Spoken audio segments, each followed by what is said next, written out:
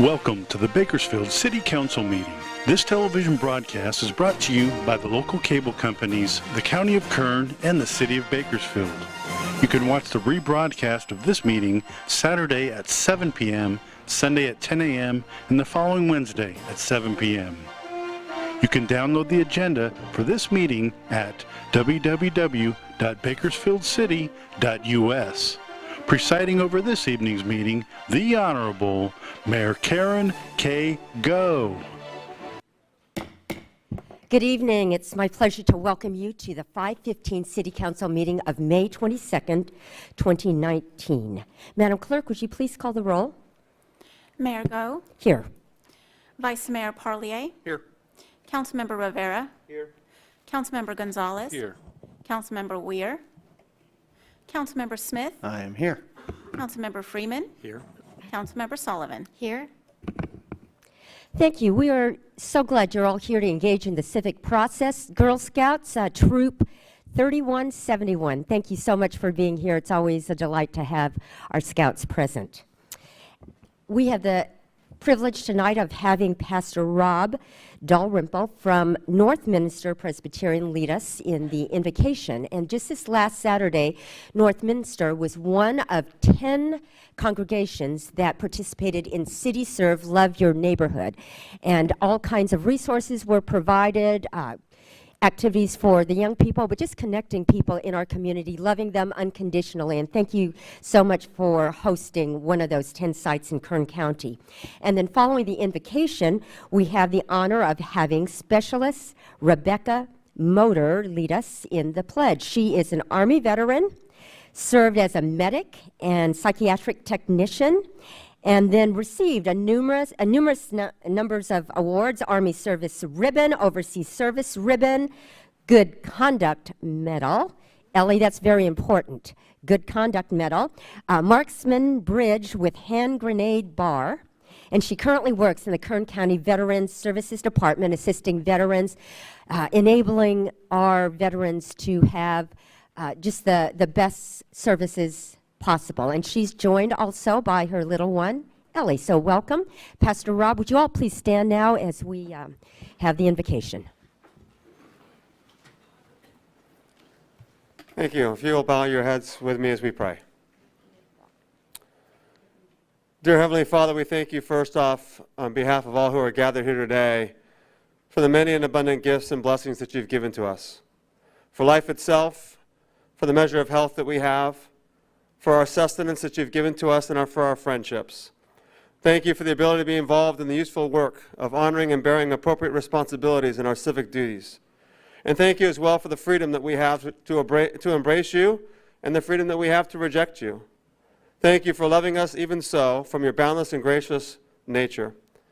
In the scriptures you told us that we are citizens of this country and of this world and of this city, and that we ought to obey the governing authorities that you have established, because these authorities have been put in place to bring order and to bring justice. And therefore I pray for our mayor and for the various levels of civil authorities and city authorities in particular that are assembled in this council. And I ask that you would graciously grant them wisdom to govern amid the conflicting interests and issues of our times, a sense of welfare and the true needs of our people, and that you give them a keen thirst for justice and for righteousness and for the right confidence in what is good and fitting, and the ability to work together in harmony, even when there is honest disagreement, to give personal peace in their lives and the joy in their task. And I pray for the agenda that's set before them today, that you give them assurance of what would please you and what would benefit those who live and work in and around our beautiful city of Bakersfield. And we pray these things in the name of our Heavenly Father, in the name of our Son, your Son, Jesus Christ, and in the name of the Holy Spirit. Amen. Thank you, Pastor Rob. Specialist Motor. Pledge, salute. I pledge allegiance to the flag of the United States of America and to the republic for which it stands, one nation, under God, indivisible, with liberty and justice for all. Thank you, and you may be seated. With Memorial Day coming up, just want to encourage you to participate in the many ceremonies that will be taking place that day and even the days ahead. Madam Clerk, next item, please. Under presentations, we have a proclamation to Aaron Meyer, President of the American Public Works Association, Kern Branch, declaring National Public Works Week in Bakersfield during the week of May 19th. Thank you. Before I come down to make the presentation, here are a few guidelines to help our meeting run smoothly. We request that you turn off your phones. In keeping with council policy, council members aren't allowed to send or receive electronic communications. Please be courteous during the meeting in the use of your cameras and videos. Applause is allowed during the presentations portion of the meeting, but it's not allowed at other times. And for safety reason, we ask that you not have any signs displayed. Thank you so much for your cooperation, and I'll be coming down to do the presentation.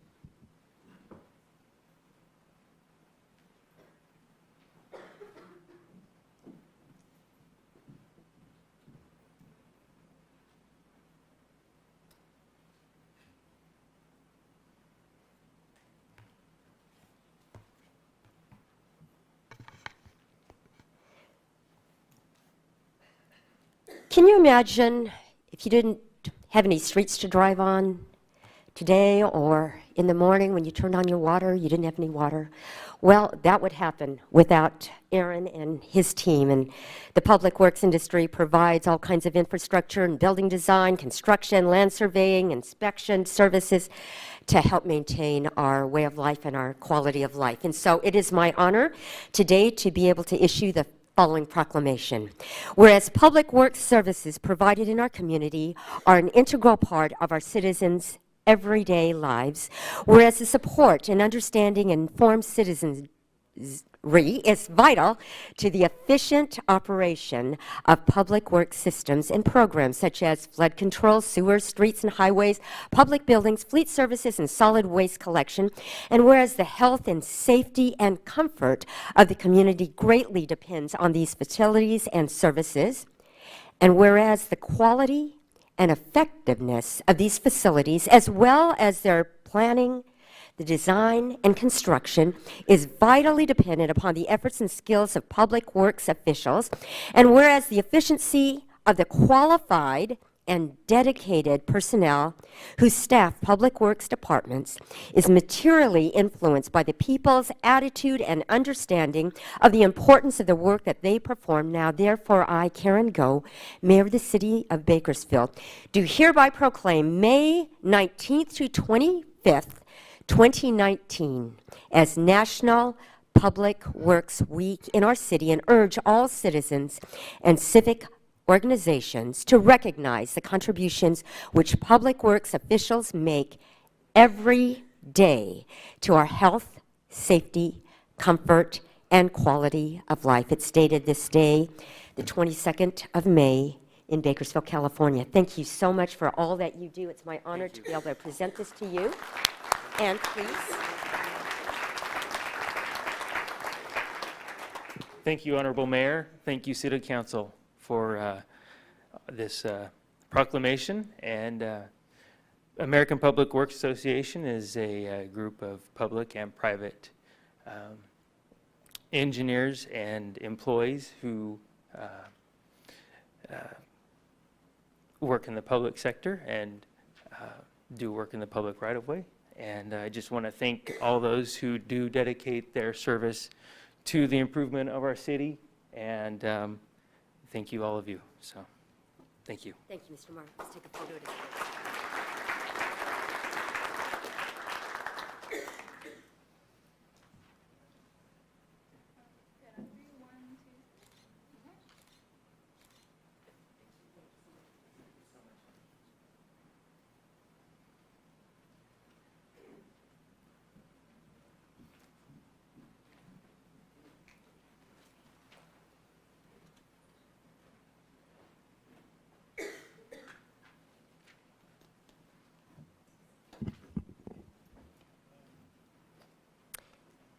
At this time, we'll receive public statements. All statements are given a 3-minute time limit, 15 minutes per topic. If you have written comments that are longer than your statements, please give those to the clerk, and she'll give copies to the council. Please avoid any behavior that disrupts the meeting. We're very interested and concerned with your issues. Due to the public notice requirement of the Brown Act, council can't take action when an item isn't on the agenda. However, the council can refer your matter to staff or request that staff contact you. If you are here for hearing item 10A, now isn't the time to speak. You'll be given an opportunity when that item is called later. Madam Clerk, would you please call the first public speaker and announce what we have ahead? Mayor Go, we've received 13 speaker cards this evening, 10 regarding In God We Trust, and 3 regarding separate subjects. The first public speaker this evening is Curtis Bingham. As Mr. Bingham is coming forward, let me just remind you that it's 15 minutes per topic, and I know we have 10 for In God We Trust, so you'll just want to pace yourself over 15 minutes. Welcome, Mr. Bingham. Oh, yes, to the Honorable Mayor and the Board. My name is Curtis James Bingham, Sr., Street Evangelist for our Lord and Savior, God Almighty Jesus Christ, who truly is the only begotten Son of our Holy Heavenly Father, God. And I'd like to also say the Lord tell us to honor our leaders. And out of these 12 seats up here, you know, we got about almost 400,000 people in Bakersfield. Kern County is running towards maybe close to 1 million. And the Lord has chose you guys to lead. And the Lord tell us how if he give you leadership here on earth, he's preparing you for leadership in heaven. So I just wanted to bless each and every one of you guys with that. Also, I'd just like to say I'm here for In God We Trust. And anything we can do for law enforcement, anything at all, it's a beautiful thing. There's nothing greater you can put on anybody's card than to say In God We Trust. There's a lot of people have arguments about In God We Trust. It shouldn't be an argument. If you're not serving God Almighty Jesus Christ who I serve, and you're serving another God, well, In God We Trust will allow you to do that if that's how you feel in your heart. So it really shouldn't be an argument or anything about it whatsoever, because the God you're serving is the one you have in your own heart. And so I just pray we take a look at that real good. And I also say, you know, we have a chief, and the Lord has made him a prince, a spiritual prince, fleshly prince as well. And if he's in agreement with this as a leadership, I just would like to just say I'm in total agreement. And the main person that's in agreement with all this is God Almighty Jesus Christ himself, overjoyed in heaven to have somebody to think about putting something like this on a law enforcement cause. Romans chapter 13, the Lord says law enforcement are his ministers, and that was written for any one of us born here. So the Lord is rejoicing greatly in heaven. Right now we're getting rain, and if everybody would just be fair and be honest and calm down just a little bit, the rain don't come from the water company. See, the Lord tells us he opened up the windows of heaven and sent it down here, and he's been doing it year after year after year. So you know when you look up, he's there. So the Lord would just have us to really recognize, you know, what's really taking place. And you see, we have cocaine, we have crack. And guess what they have done for them? Right now with them, the charge was dropped from a felony to a misdemeanor. Why do the evil always get these little benefits they get? And now here we trying to do something for God Almighty, and people got a problem with it. So I'm just saying to this wonderful, beautiful, successful board, you blessed by the Lord. Thank you for In God We Trust. I just pray you let this thing come in. And one other thing I'd like to say, when you talking about God Almighty Jesus Christ, anybody that has anything to do with that In God We Trust and really believe in their heart, it's a great reward coming to you when God calls you home, because it's a blessing to be able to stand up for our Lord and Savior Jesus Christ. And things run on money in this town, so I'd like to just thank our city attorney and our manager for standing in there, saving this city a lot of money. And so I just want to thank everybody. Pray God bless the staff, and I want to thank the Pastor Frazier for having the faith enough to stand up to do what he's doing for the Lord. So in the name of our Lord and Savior Jesus Christ, thank you guys. And Ms. Kitchen, the Lord knows exactly what you're doing with your role. You got some beautiful hands to be able to work with people like that. So pray God bless everybody. Thank you. Thank you, Mr. Bingham.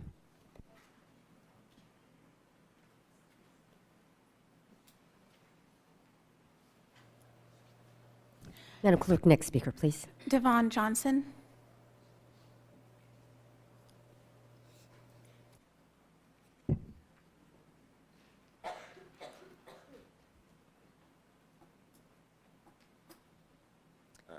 Good afternoon. Welcome, Mr. Johnson. My name is Devon Johnson. I came directly really to address my representative, Mr. Willie Rivera, and his representation of Ward 1, I should probably say lack thereof. I came to my understanding that you are a part-time representative and you're on a part-time schedule.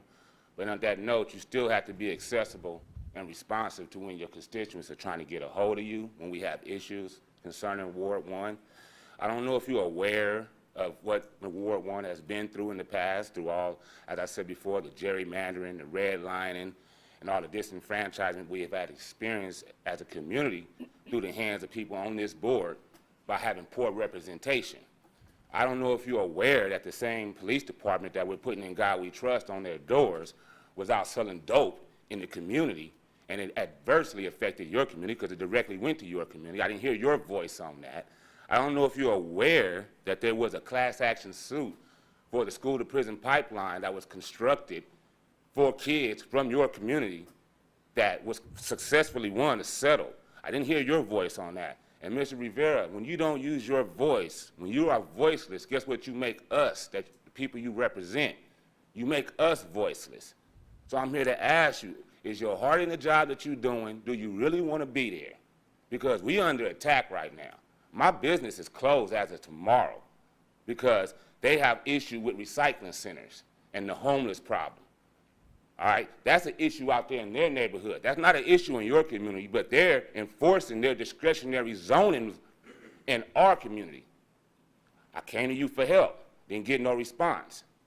Tried to get on the agenda, I'm not on the agenda. So I'm asking you, if you're gonna represent Ward 1, and you're gonna stand for Ward 1, I'm not even asking you to lead, just represent. Please do that, because we need you. We need you to be a full-time representative, not a part-timer. Okay, if you don't want to do the job, step aside and let somebody else do it.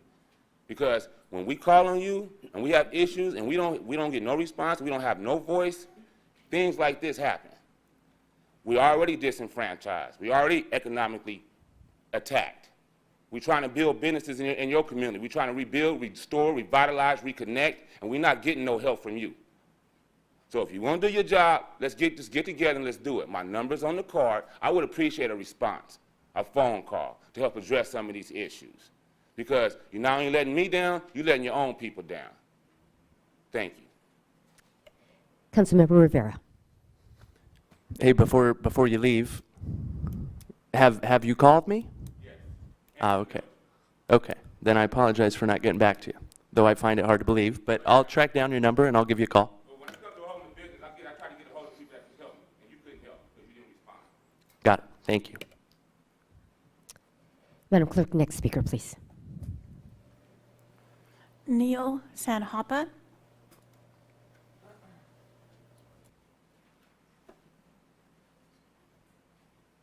Welcome, Mr. Snappa. Good evening. My name is Neil Sinapa. I am represented by the council member who is not present today, Mr. Weir. I live in Ward 3 on the east side of Bakersfield.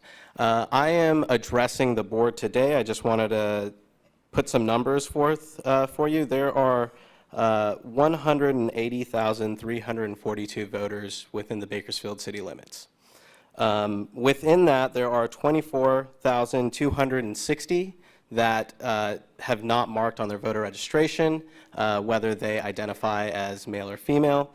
There are 75,219 males, and there are 80,863 females. So on your Measure and Oversight Committee, I understand that one of your members resigned before having the first meeting, and you asked for folks to resubmit their questions, or I mean basically to resubmit to their applications. I just want to ask, we don't always get equal representation through voting, but I would ask that you revote the entire board, the entire Oversight Committee, and you at least put 4 females or non-gender conforming members on that board, but preferably 5.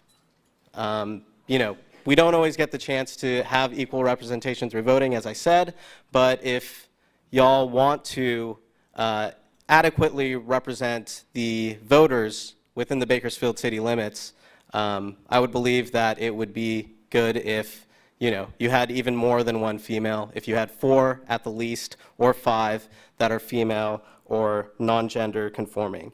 And then, as well as that, there is a 36% Latinx voter registration within the Bakersfield city limits. So I would also say that at least 3 of those members should also be Latinx.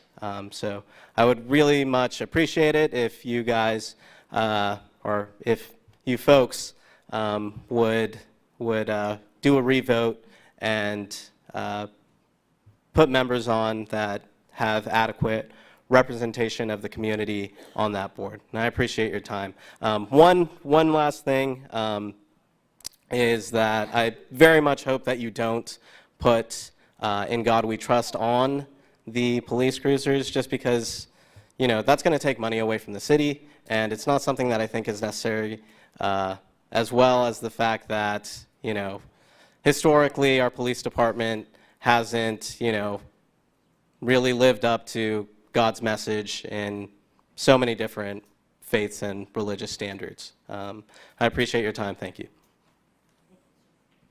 Thank you, Mr. Sanapa. Next speaker, please. Fred Porter. Councilmember Weir is out ill today, just for you all to know. Welcome, Mr. Porter. Thank you. My name is Fred Porter. I have a business owner here in town and property owner. For 29 years I've been downtown. Lived here all my life. Went through school, high school, junior college, went away to college, came back, and made my professional living in this community. I'm here tonight to talk about the drastic increase in vandalism and crimes that have been occurring on our property. The last couple of years, we've had over a dozen vehicles break-ins, office windows broken, fences cut, equipment stolen, air conditioning condensers vandalized multiple times. They're about $4,500 a pop. So, we've probably spent 25 grand on vandalized air conditioning equipment. And mailboxes vandalized and destroyed. I think every lock on the property has been cut at least once, and we probably have meters, probably 8 of them on our property. We've had graffiti painted or marked on walls, and we have caught some of the vandals. We have seen people shooting up drugs in the alley, doing drug deals. We have found multiple needles in the rear of the property. Homeless people have defecated and urinated on our sidewalks. And if you could imagine coming to work in the morning and right in front of the sidewalk where the ladies have to walk into the office, that's what they find. It's disgusting.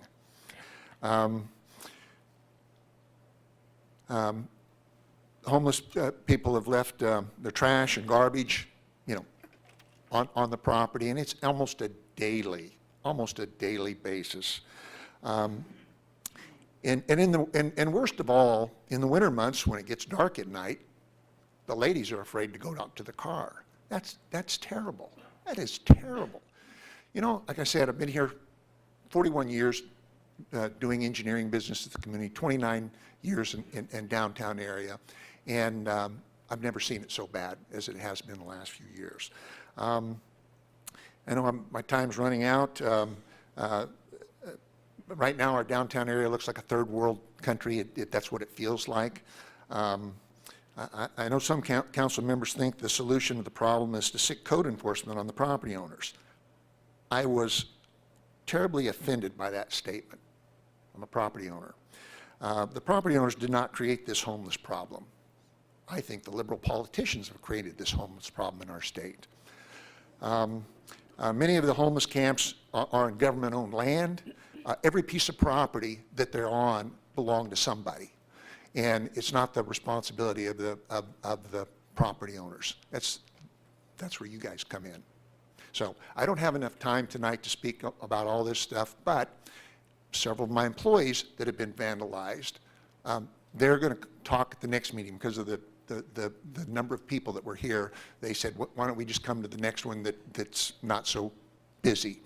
But Thank you, Mr. Porter. You're out of time, but Okay. thank you for Then I'll being here come back today. next Come week. back. You're Thank welcome you. to come back. And I'll finish. Thank you. Mayor. Councilmember Gonzalez. Thank you, Mr. Porter, for visiting us today. I just want to extend an offer to you. I'm more than willing to meet with you and your staff outside of the council meeting to discuss this matter, as I have with various different property owners throughout Ward 2 and throughout the city. Certainly, there is a pressing issue related to homelessness, not only in this city, but throughout the country right now. And it requires a comprehensive approach, and certainly the city is taking taking efforts to respond. But I'm more than happy to talk with you with that. If Chief, if you'd be willing to reach out as well, I'd appreciate it. Thank you. Thank you. Next speaker, please. Madam Mayor, the following 10 speakers will be speaking on the In God We Trust issue. The first speaker is Reverend Angelo Frazier.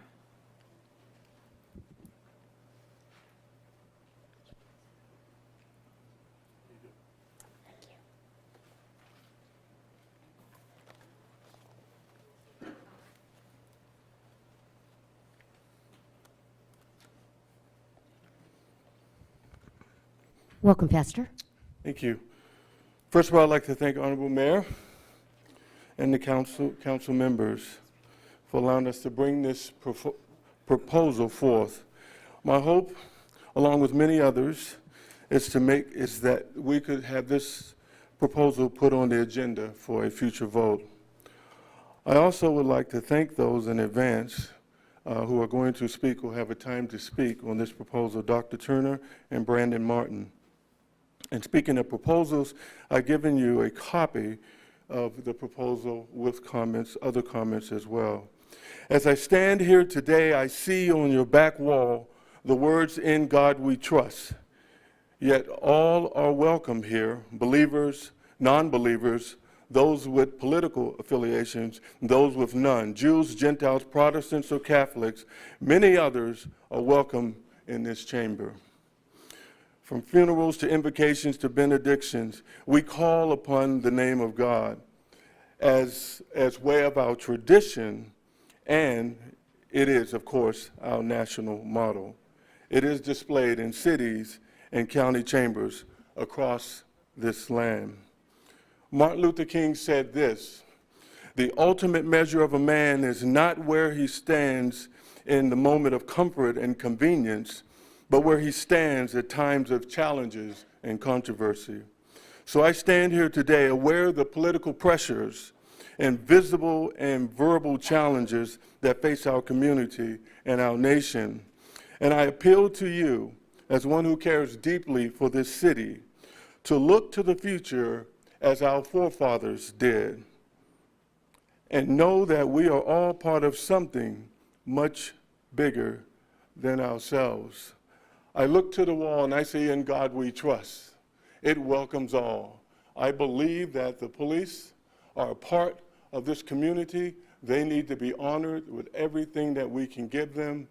Therefore, I encourage you to look to this proposal as an opportunity to move things forward in this city so that we can look back one day and say, "Thank God we made this right choice." Because I'm glad to be here. My concern is that if we don't move forward in this, then I believe one day that "In God We Trust" will come down. Thank you. Thank you, Pastor. Next speaker, please. Jim Coyle.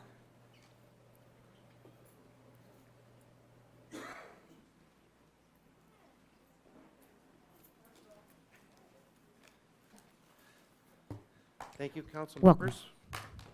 I'm here to speak in favor of "In God We Trust" as well.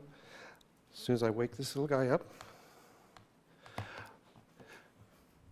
We're volunteers from In God We Trust America who support putting a decal of our national motto, "In God We Trust," on all public safety vehicles in the city of Bakersfield. Bakersfield is the founding city to promote our national motto, and there are 36 states with victories now, 136 cities and counties in California and more than 700 across the country that have it displayed in public spaces and city and council chambers just, through the vote. Delano just approved this April 29th to have it put on all their vehicles. Just last evening, Channel 17 did a survey of 1,000 listeners, and 87% agreed to have the vehicles display the national motto. We feel preserving our national motto is the core to keeping this nation a nation under God, as mentioned in our Pledge of Allegiance and mentioned 3 times in our Constitution. We are asking you to put it on the next meeting agenda and to vote yes.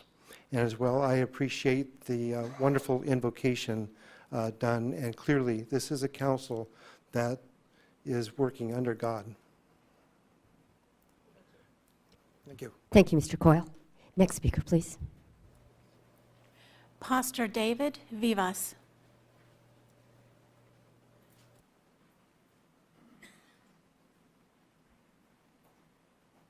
Welcome, Pastor.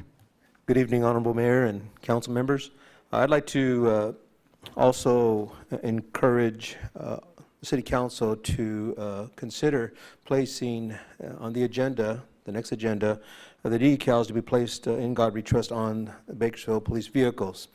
It was actually on April the 2nd, 2019, that the City of Delano passed that the display of the decals naming, including the national motto, "In God We Trust," to be placed on police vehicles, and that has been done. And to my knowledge, this was the first city in California, and I believe the first city here in the West Coast, and we're just so glad that there are members here in the audience that want to see that done. The national motto was passed and signed into law by President Dwight Eisenhower on July the 30th, 1956. This is part of America's heritage. As a matter of fact, "In God We Trust" is not something that just happened 63 years ago. You see, I have a coin that it's a 2-cent coin, and during the Civil War, this 2-cent coin, American coin, "In God We Trust" was displayed for the very first time here in America during the Civil War. We understand that according to the Supreme Courts and the various court decisions, when this has been challenged in court to asking for the removal of "In God We Trust" on government buildings, federal courts, the Supreme Court has ruled that the motto "In God We Trust" is constitutional and does not violate the Establishment Clause in the First Amendment at all whatsoever. This is not government trying to force people to believe in any religious point of view. As a matter of fact, because we have such a rich heritage, this nation, in Christianity, Judeo-Christianity, yet we still have atheists that live here, and this goes to show that government is not trying to force religion upon anyone.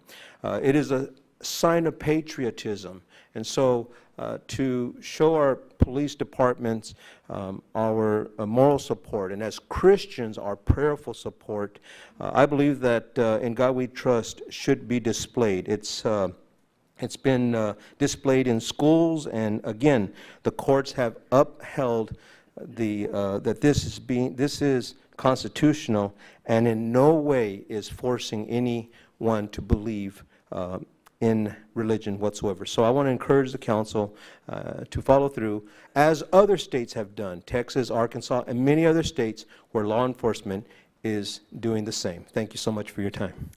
Thank you, Pastor. Madam City Clerk, how much time do we have left of the 15 minutes, and how many more speakers are scheduled? We have about 6 minutes and 51 seconds. We still have 7 speakers remaining. So about 7 minutes and 7 speakers, so please be respectful and time yourself accordingly. Next speaker, please. 7 Bates.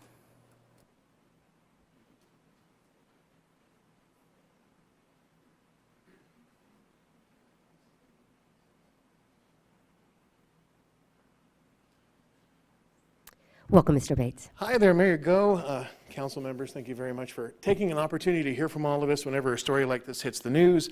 It tends to bring out a lot of people to come bring you their opinions during your open statements. I'm almost apologetic about the fact that some of you guys have to endure, but in this situation, it actually prompted me coming down here as well. Pastor Frazier is a great member of our community and is actually quite recognized as being a very active member of the community, and to him, this is something that enriches his community. You've already heard the arguments for and against, most of your lawmakers, so I don't need to actually give that to you. I just want to recommend that you, or persuade you, to not consider this. The legal ramifications for it are not something the city is prepared for, and I want to impart upon you why it is that I have seen in this body numerous times our city attorney try to explain to council members jurisdiction, risk, all these things that are associated with ideas like putting on religious iconography in public materials. It's been brought up to you before, and I've seen this body over the years make smart decisions about it, and occasionally not. I highly recommend that you really, really not consider this for the agenda. And the reason I recommend it is because the Freedom From Religion Foundation and the ACLU will respond. And the reason for it is because it's a serious encroachment. It doesn't matter that these well-intentioned people are telling us that it doesn't purport and push religiosity. It does. We don't care what you feel about it. You're a member of a religion. If you're a member of the secular community, who, by the way, as of 2018, now almost equal the same representation of evangelicals in this country, then you're set. Please don't consider it. Thank you for taking everybody's opinion seriously. And, you know, if you do decide to actually have it, you're probably going to see a lot more of us. I just hope it's a discussion the city is prepared to ignore because you're not financially in a position to consider the ramifications for it. Thank you very much. Thank you, Mr. Bates. Next speaker, please. There is not, excuse me. As I mentioned earlier, applause is not allowed during this portion of the meeting, but thank you. We appreciate all of the speakers getting up and voicing their opinion. Madam Clerk, next speaker, please. Jennifer Bloomquist.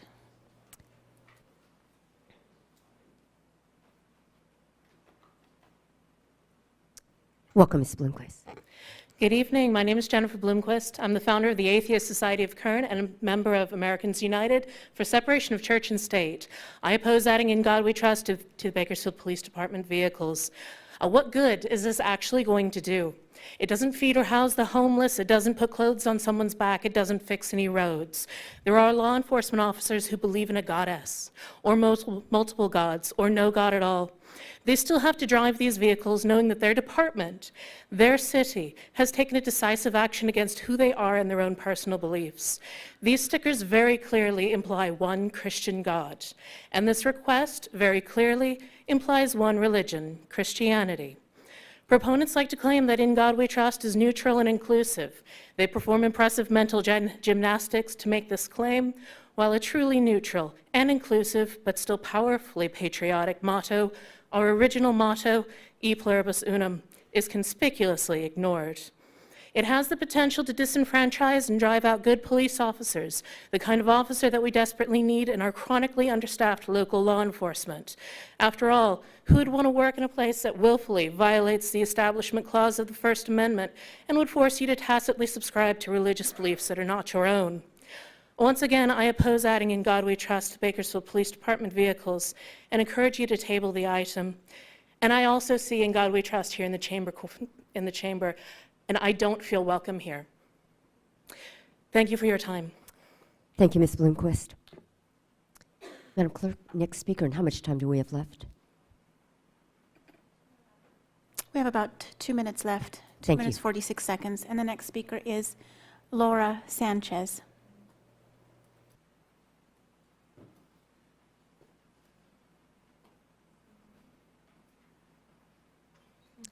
Welcome, Ms. Sanchez. Would you pull the microphone down, please? Thank you.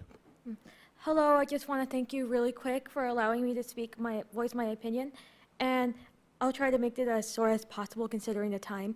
I just want to say, personally, I am opposed to putting in God We Trust on our police vehicles.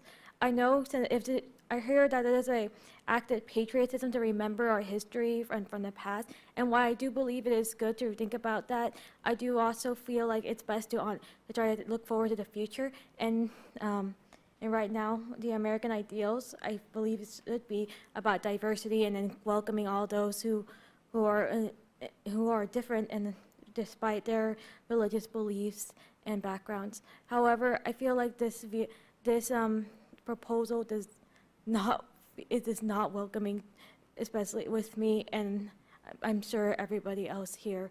Well, not everyone, some people here, and yeah. Thank you, Ms. Sanchez.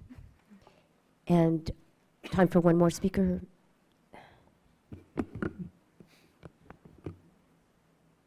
We have about a minute and 29 seconds remaining. Go ahead and call the next speaker, please. Next speaker is TJ Esposito.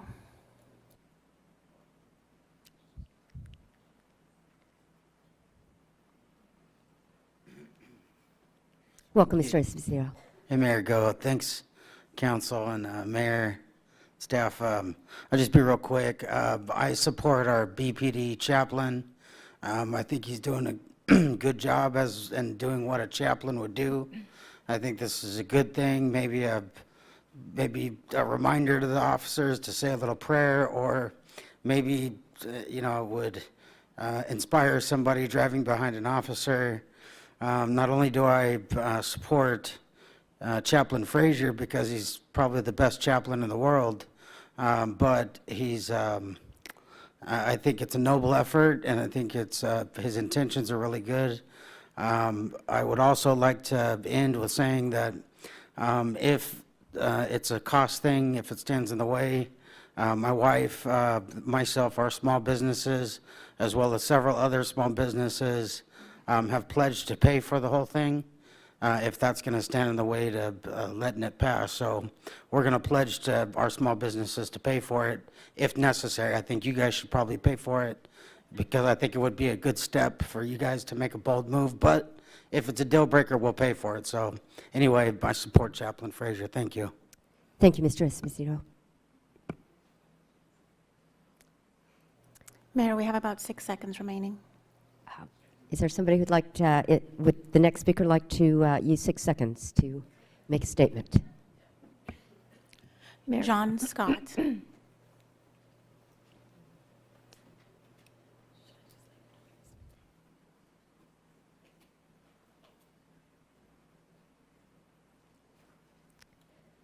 Welcome, Mr. Scott. You'll have to be very brief. Yes, thank you.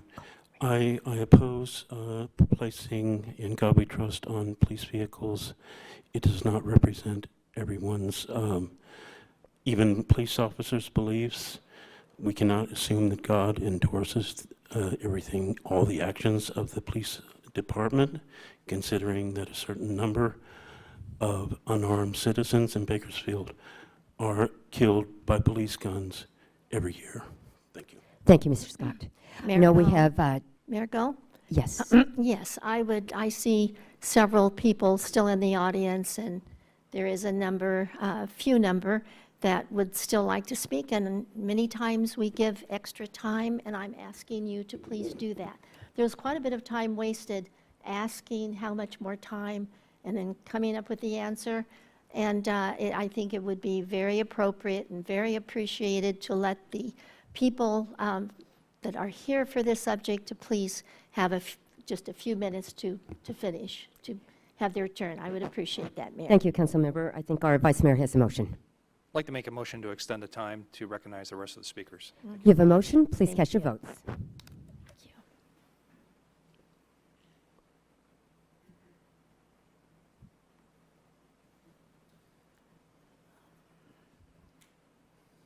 Motion is approved. Thank you. And Councilmember Sullivan, just so you know that the timer is turned off during those interim periods. I see. Next speaker, please. Cheryl Geisbrecht Turner. Greetings, Welcome. Mayor. Thank you, and council people. I've been a part of our community for about 40 years. Yes, I am that old. And I think that in God we trust here in these quarters and on our coins and on our police vehicles is an opportunity to show our support not only to the Bakersfield Police Department, but to our nation's government and to our president. It's a reminder of the founders of our nation, and it gives us a sense of appreciation for our nation and our motto. The motto is, as you know, it's because of Council Member Sullivan's efforts in 2001. She took it under her own time off, right, Councilwoman, to promote patriotism by encouraging elected officials to legally display this congressionally approved national motto, "In God We Trust," in every city, every council chamber, and every state capital in America.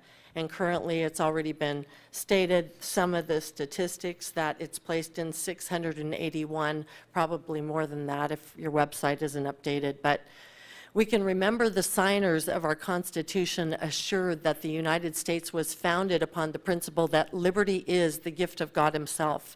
Whether or not we believe, some of us believe in God, God still does exist, and the Constitution proclaims it to be our government's highest duty to preserve and protect that freedom. And this is the truth that is recognized in our national motto, which is "In God We Trust." As we were already instructed, that the city of Delano has led the way by officially being the first city in Kern County, and maybe even in our state, to have this national motto of "In God We Trust" placed on its patrol cars, and these decals would be paid for by local businesses so that the cost to the city would be absolutely nothing. Posting this motto, "In God We Trust," would help provide a more positive image of the police department to the community, as well as an outlet for the department to express patriotism. The decals are not intended to endorse a particular religion or infringe on anyone's religious rights. Our community is a faith-based community, and when we go forward with putting the "In God We Trust" motto decals on our police cars here in Bakersfield, it is a sign of patriotism and support of our leadership. Thank you. Thank you, Ms. Giesbrecht-Turner. Next speaker, please, Madam Clerk. Brandon Martin. Welcome, Mr. Martin. Good evening, Mayor Go and distinguished members of the council and staff.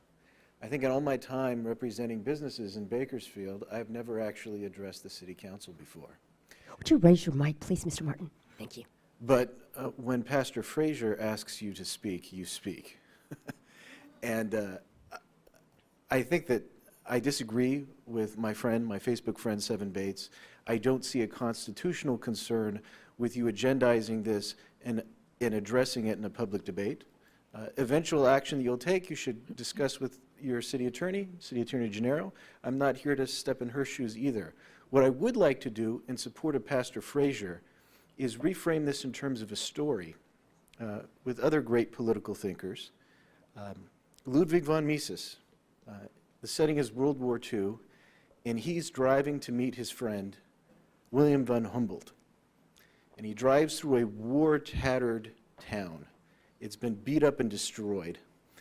And on the city's street posts, he sees hanging baskets with fruit and other supplies. And as the true great philosophers and economists meet, Ludwig von Mises, the classic libertarian, says, "What a terribly inefficient way of delivering food to the people." And he's right. It's not a very economic, efficient way to put fruit hanging from the street posts through the town. But in this crisis of World War II, William von Humboldt looks at his friend and says, it is an economically inefficient way of delivering goods, but it is a crucial way for encouragement of the human spirit. And rather than talk about First Amendment precedent or how much it's going to cost, I will join Mr. Esposito and pledge money as well.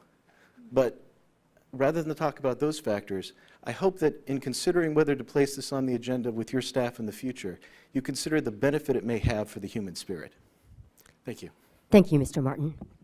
Councilmember Sullivan, do you wish to speak? Thank you, Mayor. I want to thank everybody that is here tonight. We've had some very thoughtful, very thoughtful comments on both sides, but certainly the people that are supporting this effort, I very much appreciate you being here. As you know, Bakersfield, California is the founding city of this very active campaign that's going across the country. There's a new interest and a new appreciation for our national motto. And there are now over 700 cities and counties that are displaying our national motto. And I am delighted to say that there are 136 cities and counties in California. So that's awesome. You know, California is much more than Hollywood. And there are a lot of, just a lot of patriots, and to me, there's no downside. I know how that phrase has encouraged me through my life. And I'm just thankful that the right people were in office in Congress back in 1956 when this was voted to become our national motto. Our first, yes, E Pluribus Unum has been used, and it's wonderful. But yet, In God We Trust is our one and only active, official national motto. And it is certainly intended to encourage, and believe me, it does encourage. So, and it just, I feel very good about showing a commitment to the values that our country was founded upon. And you cannot go to Washington, D.C. and read the words on the walls of the monuments and not know that a faith in God was very important to the framers of our country. So I'm delighted to have this in our chamber. And actually, for the last 5 years, I have been receiving emails of news articles from across the country. And that is what I found out, and how I found out that the cities and counties were actually putting the decals on the police and fire vehicles. I didn't think of that. And in fact, Angelo, thank you for giving these pictures. Illinois, there are counties in Illinois, in Georgia, in Arkansas, in Virginia, in North Carolina, again in Virginia, Kentucky, Texas, and again in Texas. And there are probably dozens that are now doing that. So it's important to them, and understandably so. So I know it's, and also as far as there being a legal issue, believe me, if there are 136 cities and counties in California displaying our motto, there are no legal issues. And certainly we have, there are groups that defend religious liberty and freedom issues and defend free of charge when and if that is necessary. So that's not a problem, and appreciate the ones that are willing to support this financially. But we would never come up with something that was going to be an expense to our police department or our fire department. So that was thought about, and certainly that was never the plan to do something like that. You know, I want to mention also some of the people that cannot be here tonight that have given strong encouragement. Number one, Shannon Grove. She is up in Sacramento. In fact, I wasn't quite sure if for a couple of days, and she really got after me. She said, "This is important." So if she was in town, she would be here. And in fact, I talked to our police chief, and he suggested that if the council so moved, that he would certainly support this. So I appreciate that. But yet, the ones that are here, Robin Robinson with CityServe, she said, "Jackie, I go out of town very seldom, but I will not be in town for this meeting, so she was disappointed, and Connie Wattenberger, and just, you know, there are many strong people in the community that are very strongly in support. I went to a wonderful memorial service this morning for a longtime friend of mine. I had just a lot of people come up and say, do it, do your best to have it happen. We need this in our community. So I would, Mayor, I would like to work with the city manager's office, come up with appropriate wording, and to have this on our agenda for this next meeting, the first one in June. So thank you very much. Thanks, everyone, for being here. Thank you, Councilmember Sullivan. Thank you to all of you who expressed your opinions, and we invite you to come again. This is for you and your time to be able to share with us. So thank you to all of you. Madam Clerk, next item, please. If you're going to be leaving at this time, this would be the appropriate time to get up before we start our next item. Next item, Mayor, is City Council Goals Update. We have received a staff memorandum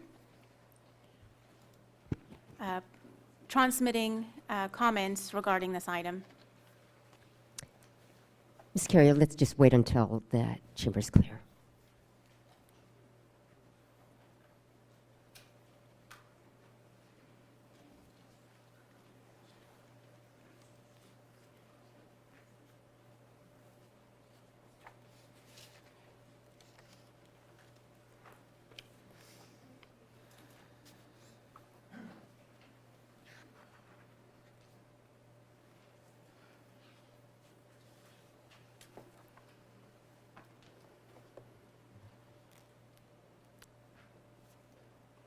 Say when. Ms. Carrier.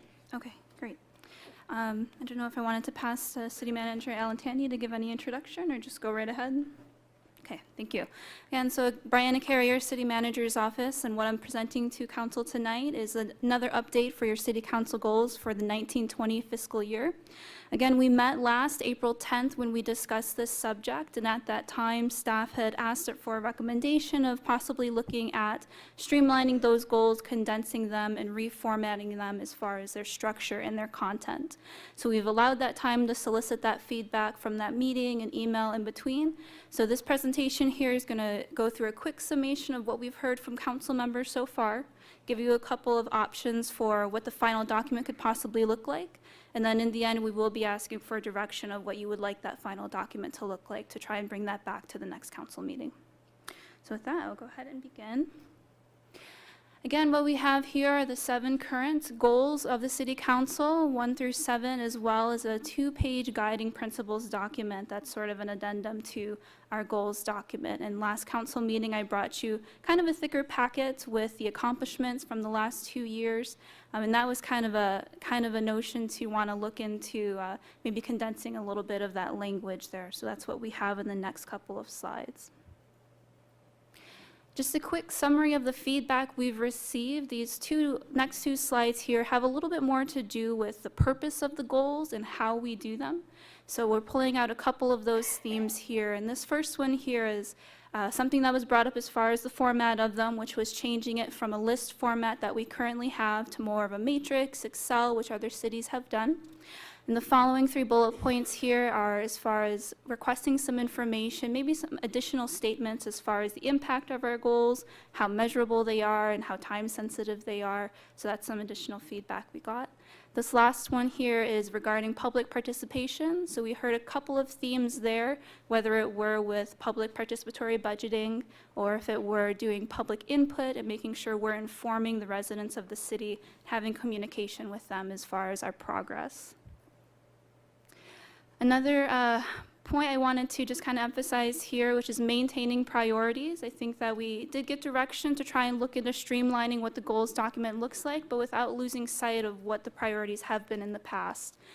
So one suggestion that we received to move forward with that was to have 7 or 8 overarching goals, where staff would then develop 5 to 10 action items per goal, and those would be based on either council priorities, past planning goals, different documents, maybe studies that the city's done, as well as the public safety and vital services measure priorities and the language included there.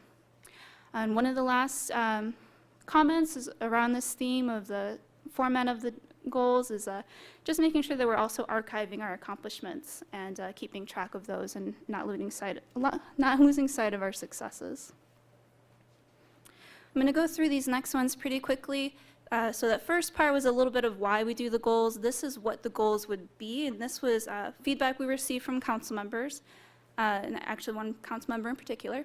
And this would be more so changing the language of the overarching goals. So I'm not going to go through and read every word. We'll get into them in a little bit of detail here, but just kind of pointed out some of the themes, the larger themes of these ones that we received. So of course, public safety was a big one.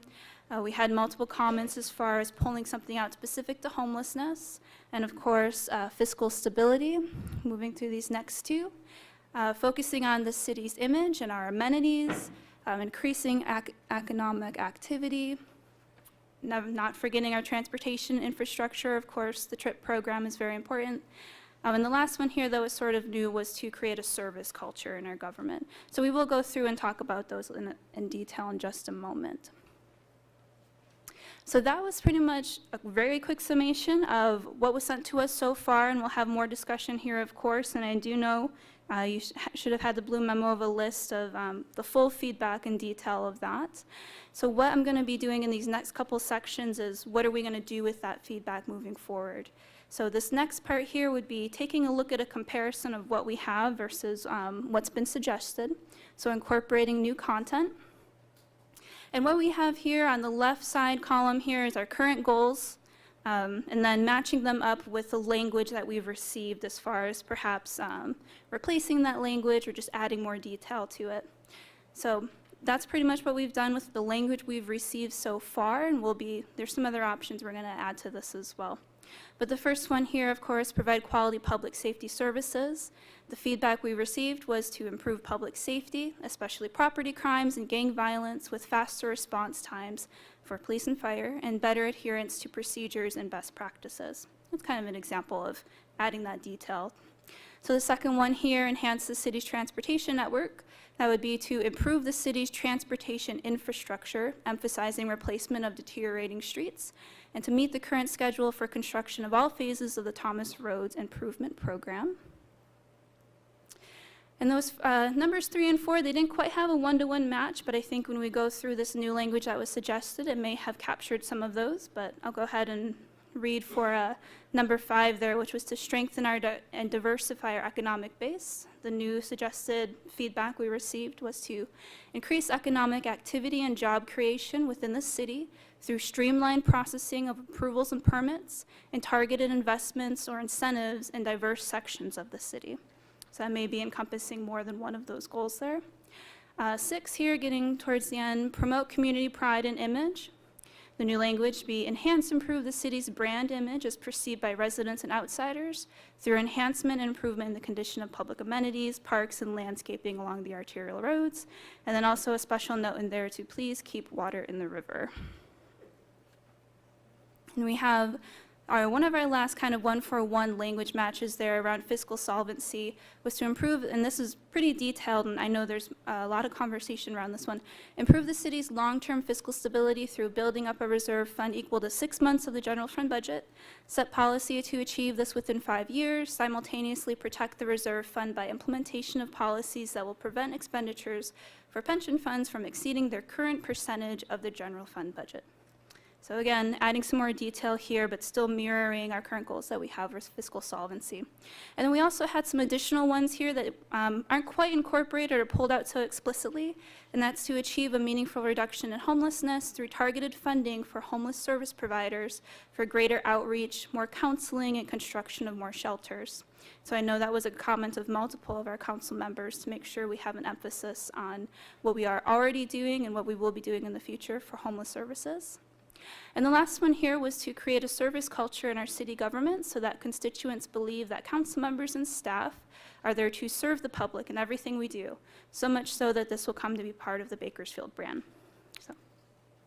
So that was a little bit of introducing slowly what we've gotten so far as language, specifically maybe turning those into the overarching goals and then providing action items after that. So it is just a proposal, just feedback. There's still plenty of room for discussion there. Okay, so just move quickly on here to one of the other actions we might be asking of you to give us direction on, which is the structural format of the goals. And so some examples, I've seen this inside and outside of California, all over, is this sort of chart format that some cities do. You can kind of see that this is the city of Santa Clara, and they have their kind of overarching themes. They call them their strategic pillars. And this is probably one of the nicest structured ones that I found, a really good example of it. But I also wanted to show you a little bit of what went into creation of a document like this. Their document is set up almost in a way like a work plan, like something you might include in a grant application or something like that. And this is their website here. When they do their goal setting sessions, they actually do have a retreat. So they set time to do that. There's separate days and separate agenda items specifically for that. So what I just showed you here briefly was a screenshot from their goals that they have set out in a matrix style format. So they have the department responsible, what the pillar or overarching goal is, project title, different things like outputs, timelines, and things like that. But it is also, and I'm sure that this is kind of the same theme that got us to this conversation, can get a little bit detailed, but did want to show you a little bit of what went into the process of coming up with that type of format. This was another example, not quite as shiny and nice, but one that did also give specifics as far as time frame, which was a request, measures and outputs, another request with our goals. Okay. So then that was addressing two of those things, addressing the content and addressing the format. Another option is to kind of keep going with what we currently have, which we did have a council member express that they're good format. We can add to it if we need to, but we're open to exploring other options. And the reason I wanted to just point out, your last council meeting on April 10th, you had two packets that were presented to you, and one had the report of all of the accomplishments, pretty lengthy and pretty thick, nice, good bedtime read. But the other thing we had presented to you was also if you were to just do business as usual and just change some of the language, some of the project dates and that. So that's actually the document I still have here. It's still pretty hefty, about 17 pages there. But that could be another option, is that we just keep going with the current format. And that's all I have. Really, I'd like to open this up to as much discussion as we can. Again, these first three here are some of the options we would like to ask action on or direction on, and if there's any other additional suggestions, and I'm open to questions. Thank you, Ms. Carrier. Councilmember Gonzalez. Thank you, Mayor. Brianna, thank you so much for all your work on this effort and for bringing this to the council. I certainly appreciate it. I will say I am a big proponent of the structural reformat, and looking at Santa Clara's example excites me. I am a matrix guy, and in every aspect of my life use matrices. In fact, when I first joined the council, I submitted I think 35-page matrix to the city manager. Yeah, right. Well, we go over it every month and update and work through that matrix. But so I think there's a lot of value for several reasons, but two in particular is, one, it's important for us to all be rowing in the same direction. Everyone in this organization working towards similar goals, and specifically, what are those objectives beyond those goals, and what do they really look like? For example, one of our main goals is downtown revitalization. But what does that really mean? And what specific concrete steps are we taking as a city to really revitalize the downtown core? And I'd like us to, as a council, to have those conversations and to define those. And the other thing I liked about the Santa Clara matrix was that they included measurements and outputs. And I think those are important because, number one, we can really define what success means. We know if we've accomplished our objective, and two, we know when we don't. And when we don't accomplish our objectives, it's not to make anyone feel bad or anything like that. It is to learn as an organization what went on and how can we better improve and what do we need to do to work towards those objectives in the future. And so I think it's important for us to be, as a council, a learning council, and always monitoring and learning how we can become more effective as it relates to our objectives. And I have some other comments regarding potential goals. I'd like us to explore adding an urban renewal goal. So there are many parts of town that are more historic in nature, and they have infrastructure that's older, streets, sidewalks, curb and gutter, and some of those areas are not CDBG qualifying areas, and it's important for us to invest in those communities and reinvest at some point. And so I think it's important for us to make that a priority. But thank you. Thank you.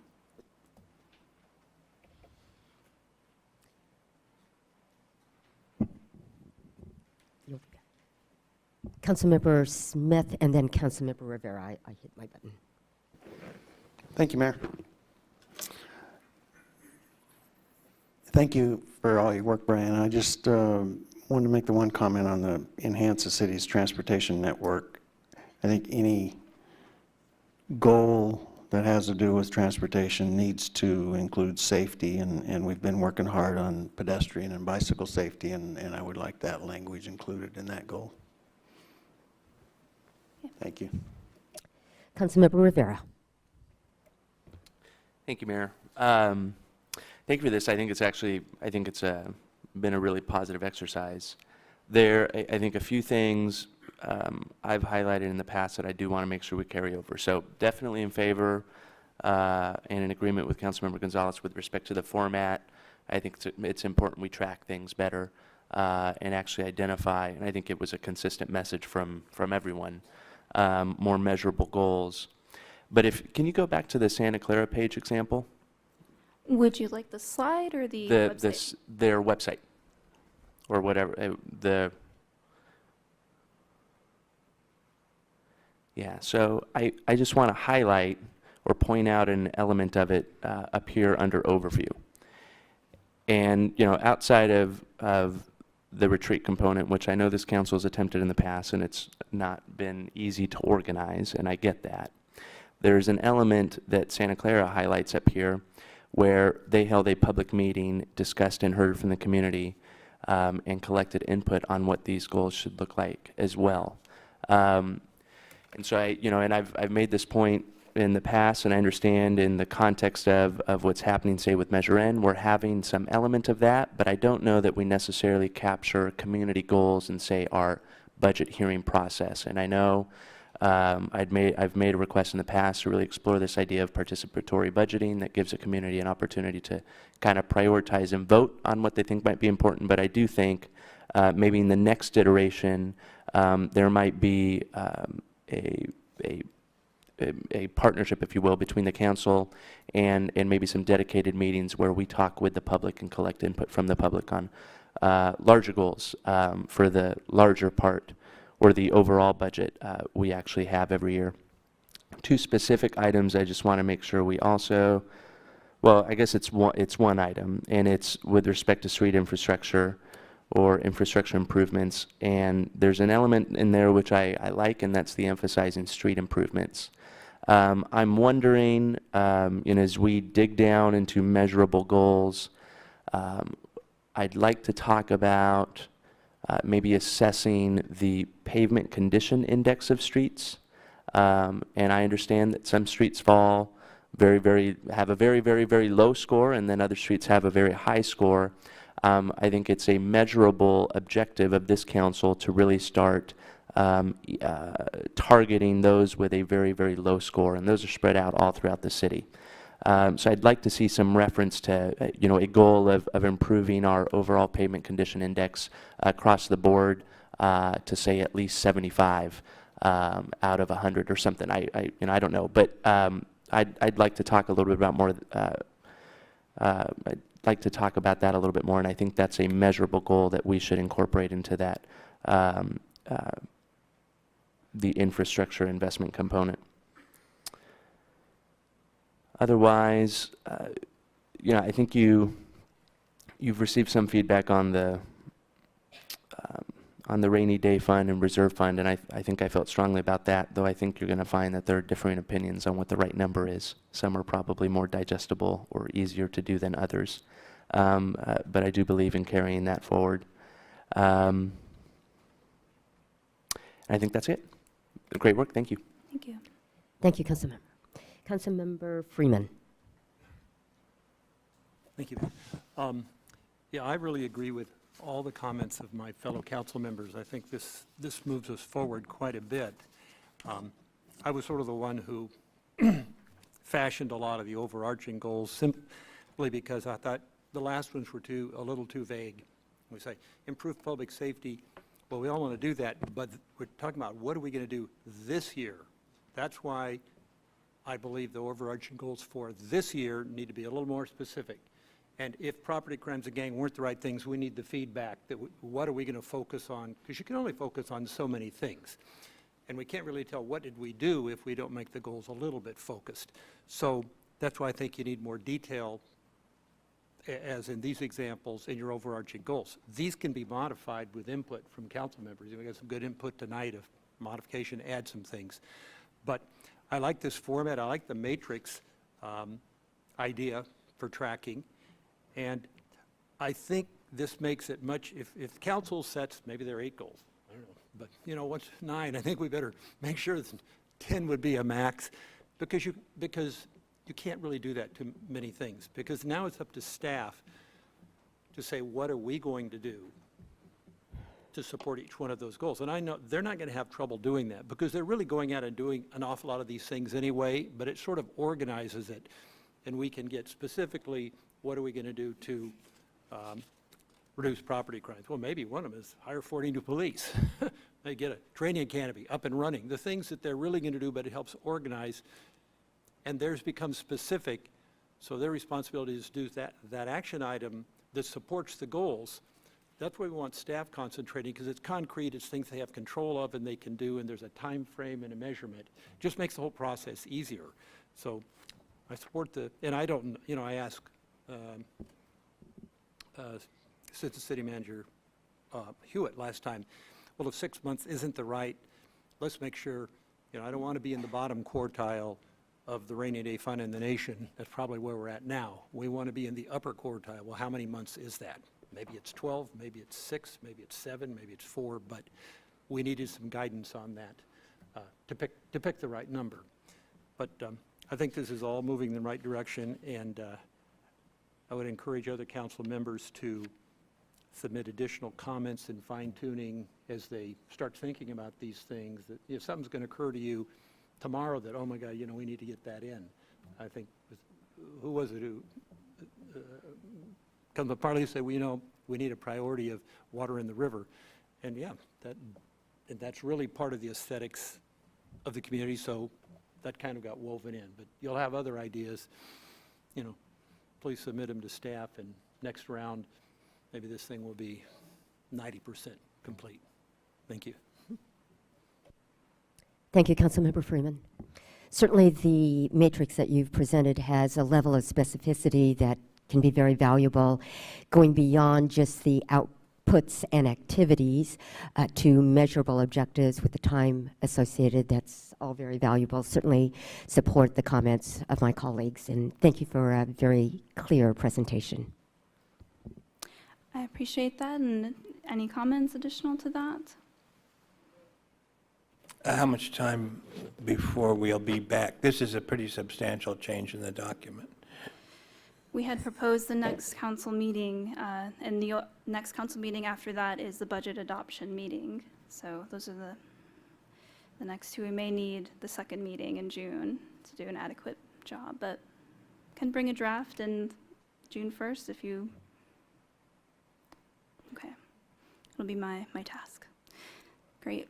One thing I want to ask before clearing the dais here was I have very clear direction for me on the formatting of this. And now content-wise, are we looking towards keeping the language as per usual? We can do that. I know there's discussions about condensing that, and if anything, I've already given it a little bit of a go myself to see what that would look like out of curiosity. And it's possible to condense those down if that's okay, if I can take that liberty to bring that draft to you next time. Colleagues, any comments in response to her question? Okay. Got a thumbs up. Great. Thank you, Ms. Carrier. Thank you. Mr. Fiddler, how long is your presentation? Be out here by 8, approximately. Okay, let's take a 10-minute break right now and come back for Mr. Fiddler's presentation. Okay, returning at 7:03, Madam Clerk. Next item, please. Under workshops, we have Don't Create a Monster, Think Before You Flush public outreach campaign. Well, welcome, Mr. Fiddler, and you get the award for the most creative title. Well, thank you, and good evening, Honorable Mayor and council members. Tonight, I just wanted to inform you of some issues, developing issues, or growing trend in issues for some of our sewer systems in the city of Bakersfield. This is due to some personal hygiene products that are now being flushed down the toilets and the growing use of a toilet as a trash can. So again, I just want to make you aware of these issues and what the Public Works Department is doing to help correct them. So the Public Works Streets Division and the Wastewater Division are launching a public outreach campaign starting tomorrow, May 23rd, to educate the public on to educate businesses and residents on what should not be flushed down toilets and drains and how to maintain clogs, to minimize clogs to both public and private sewer systems. While there are a number of items that should only be thrown in the trash and not flushed, the items causing the most issues are so-called flushable wipes, grease, and hygiene products. Shown in these pictures here is an example of a sewer lift station. The city maintains 55 sewer lift stations throughout the city's sewer infrastructure system. The Public Works Streets Division has experienced an increasing number of sewer clogs to our lift stations due to these so-called flushable wipes. As you could see in those photos, these flushable wipes are creating almost what we call ragging or roping of the impellers to the pumps. This ragging takes at least 3 men 4 hours to clean. Like I mentioned before, there are 55 sewer lift stations throughout the city. We're called to 2 of those lift stations a week to try to clean out this ragging that it's experiencing. This is also kind of a combination of the recent drought and water restrictions that have happened in the past. There's less flow in the water systems because everybody's going to more efficient toilet systems, taking shorter showers. So this kind of is also compounding the problem that we're experiencing with these personal hygiene products. This picture shows an example of what the impact it's actually having to residential systems. As you could see in the picture on the right, the smaller laterals, what we call them private laterals, that is leading from the sewer main, which is the round system in the lower left-hand corner of that picture. The private lateral system, most people aren't aware that they are actually responsible for the maintenance of that system. So when they are flushing these types of items down the sewer system, they are actually doing damage to their own sewer system as well. From my superintendent, my street superintendent, he says that they receive calls daily on blockages to the sewer system, about 85% of those calls that he receives are directly related to a private sewer system. We will go check the sewer main to verify whether or not that it is clogged. Once we identify that it's not clogged, then we let the resident know that this is a problem within their own system. And you could see to the left-hand side that it could cost anywhere between $350 to $1,000 for the property owner to hire a plumber to come out and clear that line. And if the case is so bad that it causes a break or to the deteriorated lines, it could cost up to $7,000. And the damage that is created to the home when the sewer system does clog, it gets exponentially, depending on how much damage, how much water had flooded in the house before it was actually noticed. So, like I said, we're starting this outreach program, and Public Works partnering with the Marine Conservatory Society in England, who launched a successful outreach campaign highlighting problems when wet wipes are flushed down the loo in England. We actually borrowed these little characters to help spread our outreach. We thought there was a very good way to capture people's attention with the little characters, so that way we have something to capture them with. They granted the city of Bakersfield permission to use the monsters. You'll see on the website, brochures, and resources. We are using this unique opportunity to reach out to many of the residents as possible through businesses, schools, and the city's website. You can't flush this. I also like to acknowledge all the help that the city received from the Technology Services Division. Both Tom Webster and Katie Reed have been an exceptional help with this. Tom Webster worked for weeks trying to get approval for this, to utilize these little characters. It's 12 hours difference, so communications were very difficult. We would type one or respond one day, they would respond the next, and there was quite a bit of legal back and forth on getting the permission to use this. So I really appreciate all their help and diligence on getting this done. So what we're doing to raise awareness, the Can't Flush Us website unofficially went live April 28, 2019, providing an educational video and information to share. We were able to add the graphic with a QR code so that people could use their smartphones to go to the website, and also showing it on our Prop 218 notices that were issued through our solid waste division for the refuse rate increases. The QR code takes an individual directly to the website. The media was quick to request more information and is waiting for the official launch for tomorrow. May 23rd, 2019 will be the official launch date of the campaign, with informational letters mail out to businesses and school districts in the following weeks. We're going to focus the letters to businesses in the west side of Bakersfield at this time, as that's where we experienced most of our issues. The awareness magnets will be placed on various trucks, some from our sewer division, so people could see that driving around town, and they're big yellow trucks, so you won't be able to miss them. So we thought that would be a great way to capture the public's attention. And again, we're also working with other agencies such as Rabobank Arena. They will play a clip for us during some of their events starting in the future.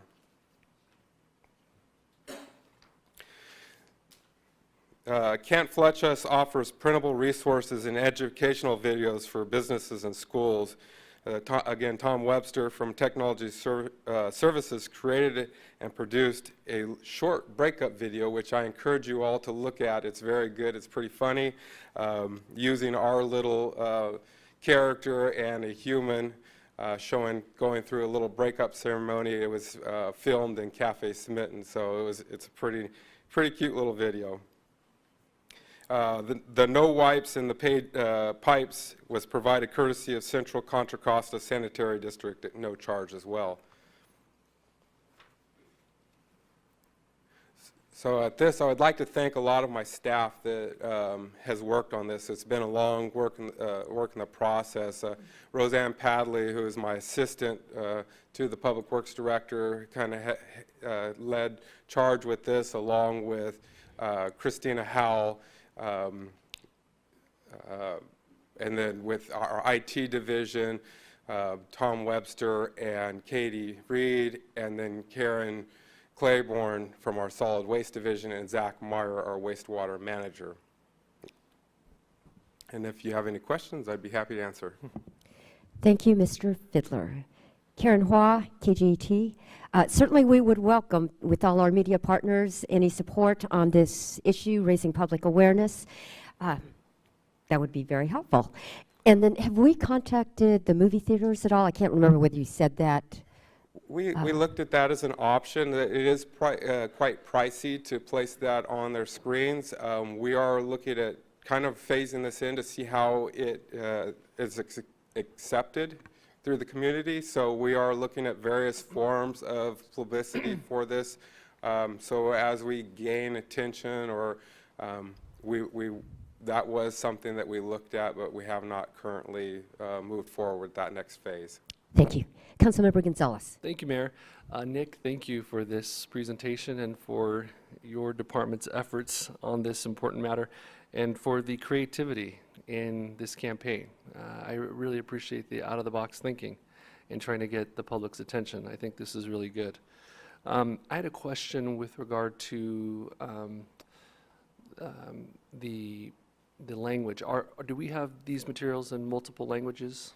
Unfortunately, right now we have it in English. We were looking towards expanding that to Spanish, but right now we're primarily in English. We're trying to grow into it. We do have someone on staff that will be promoting to the Spanish-speaking media. One of our engineers out in the wastewater division will be helping with that. So again, yes, it's a growing effort. We're trying to make sure everybody's aware. We are really focusing, though, trying to implement this at the school district level. Sure. Because that's where you capture most of the attention, and then they take it home to their parents. Thank you. And just as a footnote for city staff, as we move forward with future public campaigns, it would be, I would appreciate the use of Spanish materials as well, Spanish language materials as well, Yeah. to reach out to our growing and diverse population. Thank you. Thank you. Are you trying to punch in, Vice Mayor? Vice Mayor.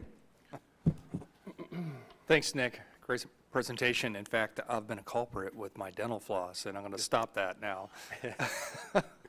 And as far as the language outreach efforts going forth, the Punjab Sikh community within my area, and honestly, if material is probably just dropped off at a few temples, they disseminate it. So if that could be done too, I sure appreciate it. Will do. Thanks. Any other comments? Motion? Thank you, Nick. Motion to receive and file. If motion, please cast your votes.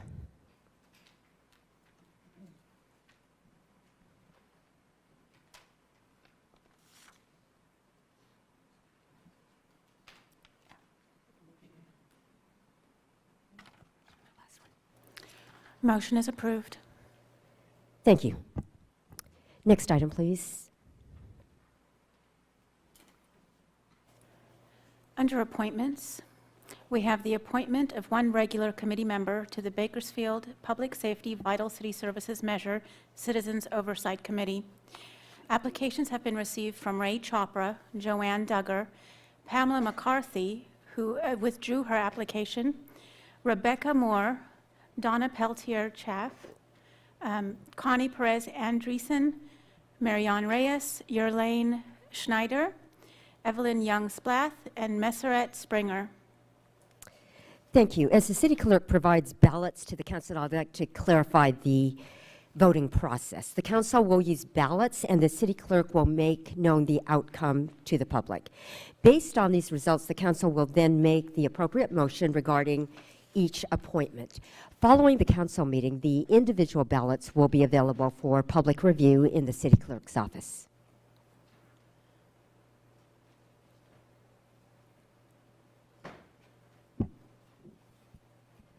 So, council members, you have ballots now. Please cast your votes and then just send them towards the vice mayor, please.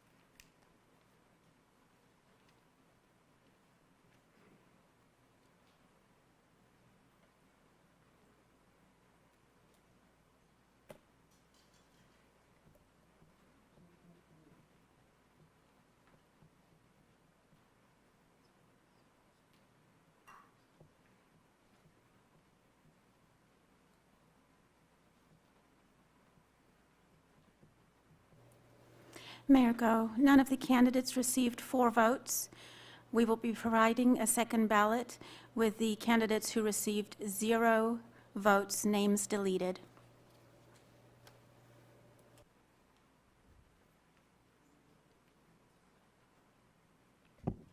This will take just a minute, so appreciate your patience.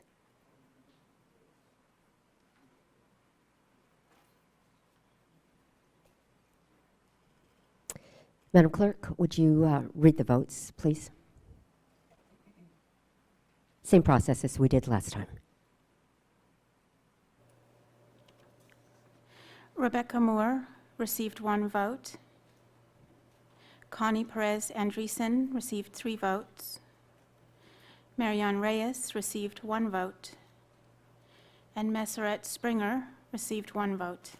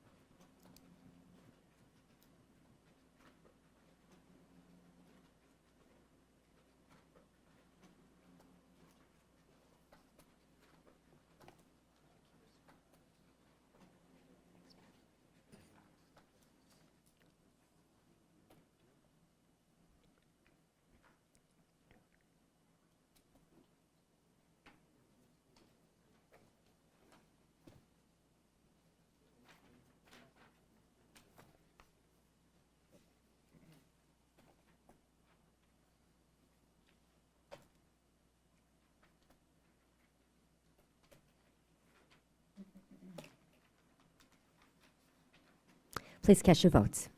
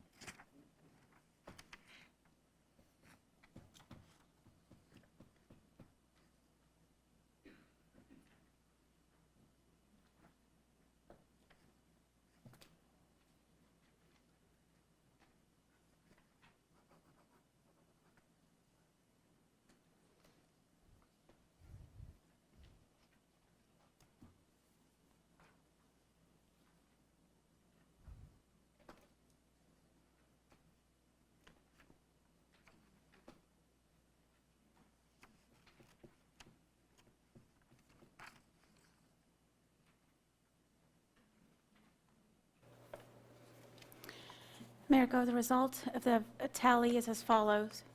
Rebecca Moore received 1 vote. Connie Perez Andreessen received 4 votes. Mesrit Springer received 1 vote. Thank you. And so with those results, Ms. Perez Andreessen, you are the appointed one, and welcome. Thank you very much for your willingness to serve, and we look forward to working together with you. Madam Clerk, next item, please. She's here, and go ahead and stand up. All right.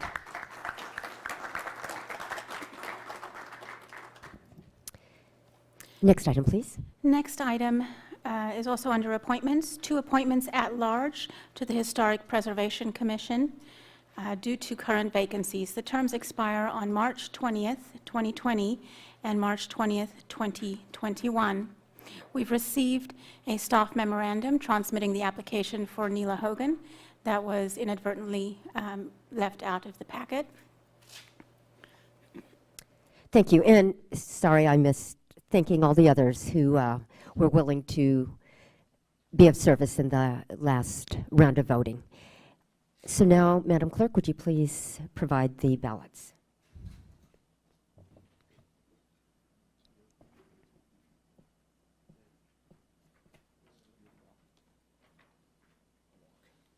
Mayor Go, as I provide the ballots, this first ballot will be for the March 20th, 2020 position.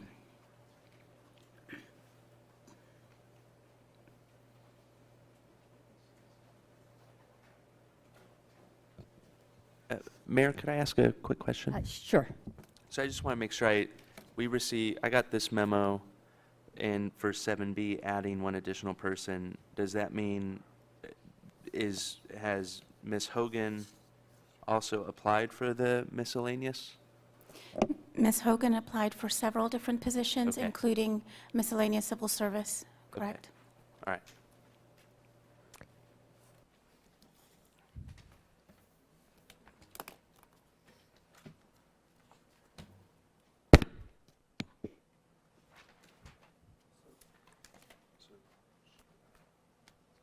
Do you have a question, Councilmember Gonzalez?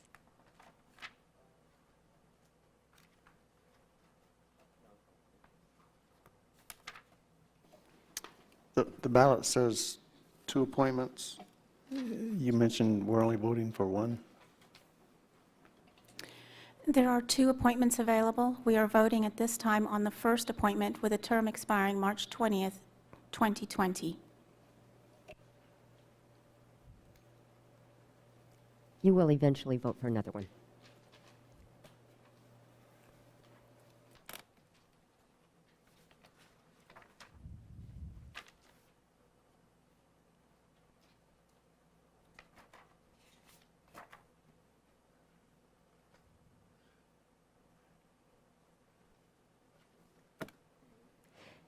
Madam Clerk, I see some confused looks. Do you want to clarify the terms for each of those positions? There are 2 positions available, and they have different expiration dates.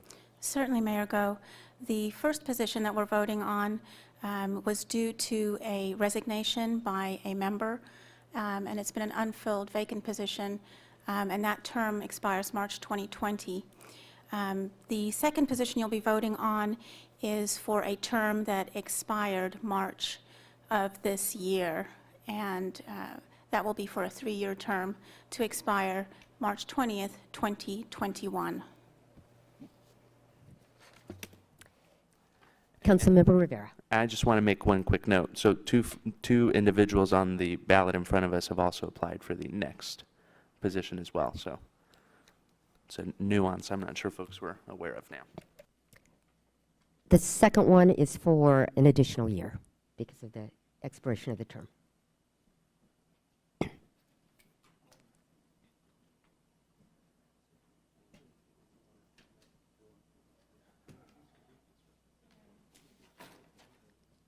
Oh, Councilmember Sullivan doesn't have a ballot. Did you vote twice, Vice Mayor?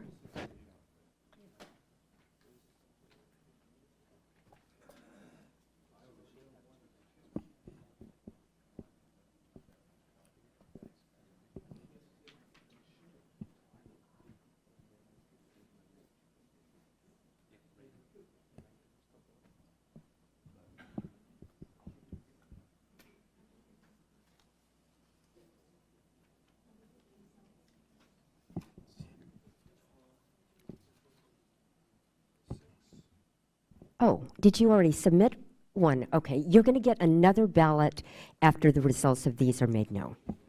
Yes.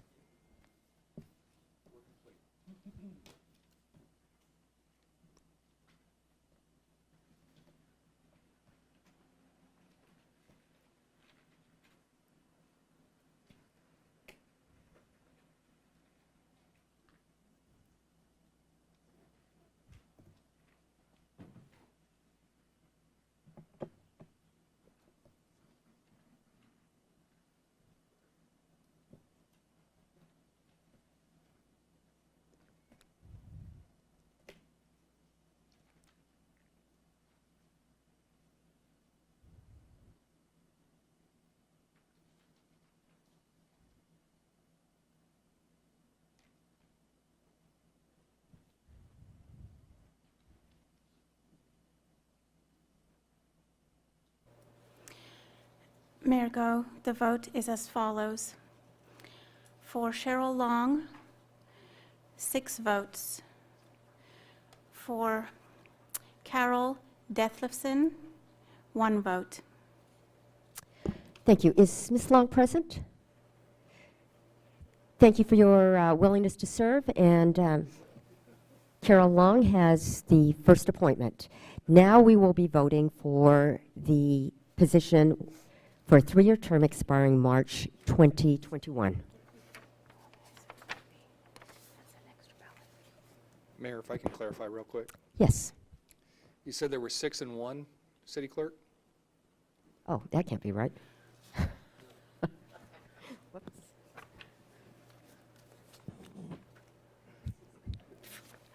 I apologize, it's 5 and 1. You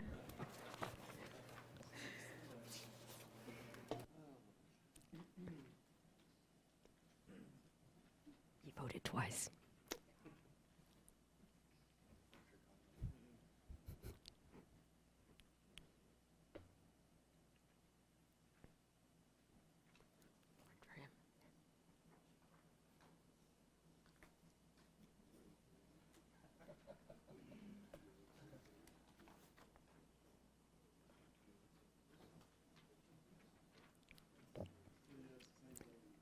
Right. Now you're voting for one person, term expiring March 2021.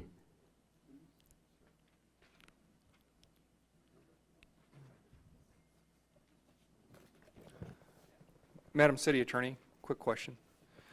Cheryl Long is on here again, so she effectively would be off. You can't vote for her again, correct? That is correct. Vice Mayor Cheryl Long's name should be eliminated. Thank you. This is exactly the same process as we just went through.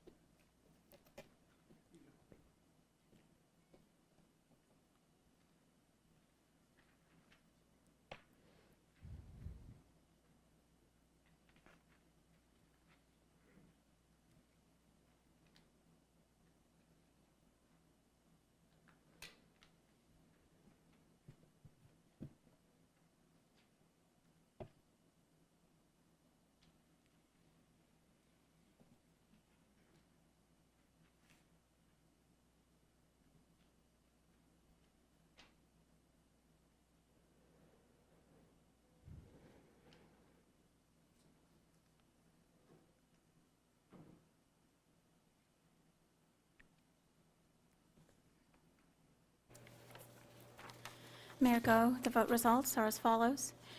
For Carolyn Dethlefsen, 5 votes. Neela Hogan, 1 vote.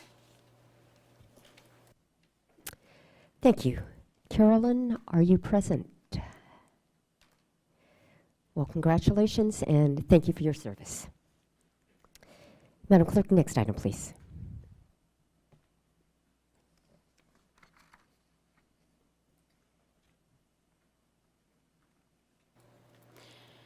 Next item is one appointment at large to the Miscellaneous Civil Service Board. Due to a vacancy, the term is to expire December 21st of 2021. Because Cheryl Long was previously appointed to the Historic Preservation Commission, her application is no longer eligible to serve on the Miscellaneous Civil Service Commission, as members shall have no other association with city government. So does that mean we just have one candidate? And are we able to just cast a vote, or do we need to do the ballot? Can they just? No, just a motion from the Vice Mayor. Vice Mayor? Is fine. Motion. You have a motion, please cast your votes.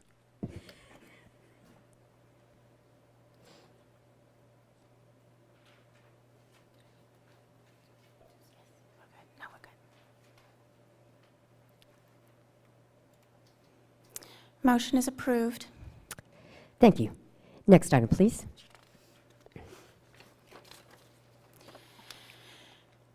Next item is one appointment to the Bakersfield Youth Commission due to a current alternate vacancy in Ward 4. This term expires on July 20th, 2020. Thank you. This appointment is by ward, therefore no ballot is required. I'm going to call on Councilmember Smith for his nomination.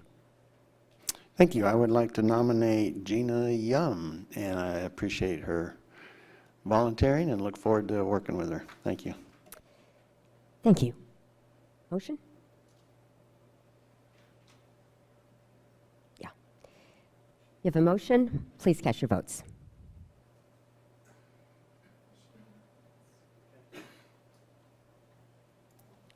Motion is approved. Thank you. And Ms. Yum, are you in the audience? There you are. Congratulations. Thank you so much for your service.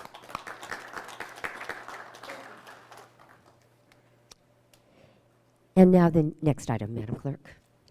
Thank you for waiting so long, too. Consent calendar items 8A through 8AM for approval. We've received a staff memorandum regarding item 8C, transmitting the Planning Commission's recommendation that Council revise condition B, 6, to clarify landscaping requirements for the proposed development of 2 multi-tenant retail/restaurant buildings generally located at the northeast corner of Stockdale Highway and California Avenue. Thank you, Vice Mayor. Thank you, Mayor. Does any council member wish to recuse themselves from an item? Yes, I, Councilmember Bob Smith, will abstain from item 8X. My vote to approve the consent calendar will only apply to those items for which I have not abstained. I am abstaining from that because the applicant is a client of mine. Thank you.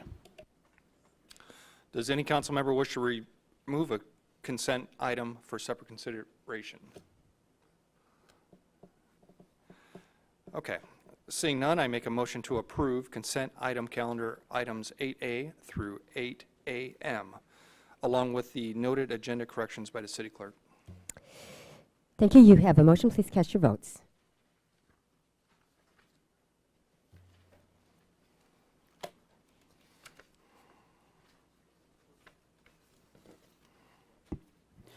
Motion is approved.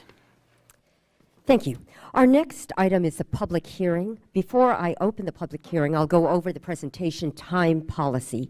Each side will be allowed 15 minutes. It's 15 minutes for all speakers, so it's important that you identify yourself and make your statement quickly so others may speak. We'll hear first from those opposed to staff's recommendation. Then we'll hear for those who'd like to speak in favor of staff's recommendation. If there's testimony on both sides, each will be allowed a 5-minute rebuttal. There's a clock on the two TV screens behind me, which indicates 15 minutes. Please step to the microphone, identify yourself. After 14 minutes, a yellow light will come on, and at the end of 15 minutes, a red light will flash, indicating your time is up. Quickly end your statement at that time. You may ask questions during the statement, but they won't be answered until the public hearing is closed. If you have written comments that are longer than your verbal statements, please give those to the clerk and she will provide copies to the council. Please be courteous to others who wish to speak. Unless there's approval by a majority of the city council, there's a strict 15-minute time limit for all of those in favor or in opposition to staff's recommendation. So please be concise and avoid repeating. Madam Clerk, would you please read the public hearing item?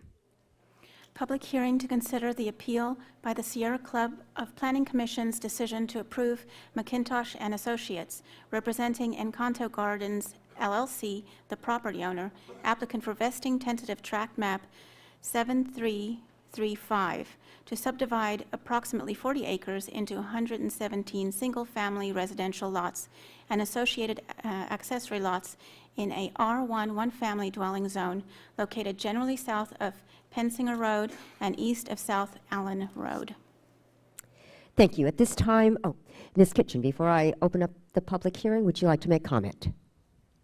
Surely, good evening, Council. I had prepared a riveting 45-minute presentation for us this evening, but given the hour, I'll keep it brief.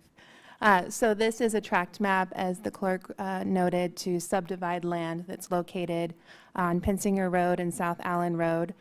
This tract map was approved by the Planning Commission on March 7th. However, the approval was appealed by the Sierra Club, and that's why this item is before you this evening. Just a quick history on the site. It was annexed to the city in 1992. The current single-family land use entitlements were put into place in 2005 and 2007 through a general plan amendment and zone change. At that time, an environmental review was conducted. Appropriate mitigations were identified to address any environmental concerns, and the Sierra Club did appear at that time to express their concerns, and mitigation was created accordingly. After that approval took place, the recession occurred, so the property did sit vacant. No development occurred on the area. However, earlier this year, the applicant and property owner applied for the tentative tract map to subdivide that land. And upon receipt of that application, city staff reviewed it for conformance with the current standards. They also went back and looked at the environmental documents that were prepared in 2005 and 2007 and concluded that in concurrence with a section of CEQA 15162, there is no additional environmental review that's required. That section lays out very specific thresholds for when additional environmental review must occur. And those are related to a new change in the project or a change in circumstance or introduction of information that wasn't known at that time. So again, staff reviewed the project in accordance with that section and concluded that the documentation and mitigation measures prepared in 2005 and 2007 remained appropriate, and so carried those forward and applied those to the project that's before us this evening. Nevertheless, the Sierra Club did appeal the Planning Commission's decision, cited concerns about the age of the document and the age of the environmental review that had occurred. In looking over this, we still conclude that the environmental review done at that time is appropriate, and there is some case law, recent case law specifically concerned Dublin citizens versus the City of Dublin that support this idea. They note that though there were methods in place back in 2005 and in that time period to address climate change and air quality, which are some of the concerns raised by Sierra Club, and though the methodology to review those impacts has changed a bit, the items were known and the issues were known at that time. So that threshold that I spoke about there being new evidence or new things that were not known at that time still has not been met. Nevertheless, the Sierra Club will ask you tonight to prepare an EIR and we'll speak on other items of that nature. However, staff is recommending that your council uphold the Planning Commission's approval and approve the tract map this evening. Thank you, Ms. Kitchen. At this time, I'll open the public hearing. How many people would like to speak in opposition to staff's recommendation? Okay. Okay, thank you very much. And would you just come up to the front row so we can move along? And with the first speaker, welcome, and please identify yourself. East Bakersfield, and I'm here to oppose the Tract 7335 construction of 117 new houses near Buena Vista Elementary School. Last year, I spent a little more than $10,000 on a used electric car that gets about 90 miles on a charge if I'm careful. I use it for commuting around the city, so I think it's okay for me to do a little complaining about our poor air quality. The real estate website Zillow today, May 22nd, lists 1,139 homes for sale in Bakersfield. But for some reason, you're being asked to approve the construction of 117 more new houses, houses that are not planned to be constructed in areas where established neighborhoods already exist, but on undeveloped land. And of course, these are not the only 117 houses planned for new development. I bet everybody in this room, if they stop and think about it for just a moment, would have to admit that in their neighborhood, there is at least one vacant residence. Bakersfield is currently being sliced up by at least 2 road projects that will forever change the character of some great neighborhoods, and not for the better, in my opinion. Sprawl is not growth. Sprawl is a major contributing factor to bad air, traffic jams, urban blight, global warming, and climate change. As you consider this matter before you, please remember that PG&E has notified all of us that it will proceed with public safety power shutoffs to proactively turn off the power when extreme fire danger conditions are forecast in the coming months. Nobody wants to see a repeat of the wildfire devastation we've recently seen, and sprawl is also a contributor to stressing the power grid. Finally, and I dare say this, it's not the heat, the dust, the stink of oil, or that odor we are all familiar with that people in polite conversation refer to as that farm smell that gives Bakersfield a less than flattering reputation. It's hypocrisy, such as choosing to honor the Creator with the motto "In God We Trust," without giving serious thought and consideration to the creation. Thank you very much. Thank you. Next speaker, please. I'm Dr. Gordon Knipp. I am the vice chair of the local Sierra Club. I hope, since our little nonprofit had to pay over $1,000 to get this hearing, I hope that you're a little lenient about this 15-minute business. We have a few people who would like to speak, and I hope that you'll listen to them. In any case, to begin with, let me note that the Sierra Club has been in private negotiations with this project, and it seems likely that the project will agree in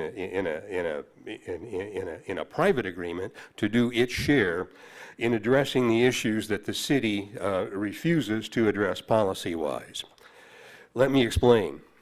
If this were the only project being proposed, its impacts would be small, but thousands of new residences are in the pipeline. The city refuses to require projects to address the cumulative impacts of new sprawl on the outskirts of the city. Cumulative impacts to climate change. Pope Francis recently said that climate change has brought our world to, quote, the limits of suicide. Young people are going to have to live with my generation's short-sightedness. How can we, in good conscience, do nothing to address the climate crisis, as in this project? Cumulative impacts to air pollution. 1 out of every 6 kids has asthma. Bakersfield is in the top 3 most polluted cities in the U.S. in all categories, according to the American Lung Association. We're actually number 1 for 24-hour particle pollution out of 217 metropolitan areas. I'd like to point out that, as I recall, Castle and Cook, under the leadership of Council Member Freeman, was the first organization to sign an agreement, a VERA, with the Air District to completely address the air pollution associated with their project, over and above ISR. If we care at all about the health of our community, we should follow Council Member Freeman's initiative to be addressing the cumulative impact of these projects on air pollution. Farmland loss. How many thousands of total acres have been lost with no mitigation, as in this project? The city does a disservice to our community by refusing to require sprawl to address these cumulative impacts. One other thing, the 2 negative declarations that make up the project mitigated negative declaration are 13 and 14 years old and are out of date. No consideration at all of climate change.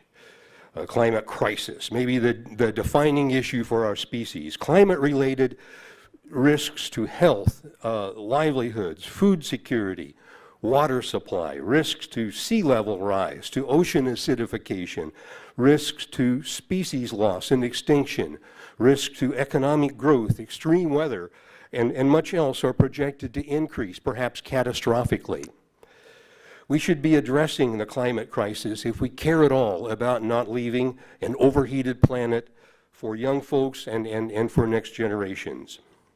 Send this back to the planners. Have them address climate change and other cumulative impacts for this and other future sprawl. Thank you. Thank you, Mr. Knipp. Next speaker, please. Good evening. My name is Dr. Rosana Esparza. It's the other. Oh, wrong one. My name is Dr. Rosana Esparza. I'm an environmental health researcher.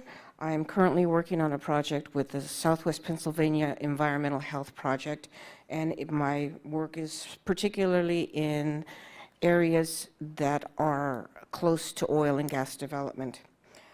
My biggest concern here in this particular city is the complete and utter avoidance of talking about climate crisis. We talked about climate change 10 years ago. We're now at a point where we are at a crisis point. We're at the tipping point.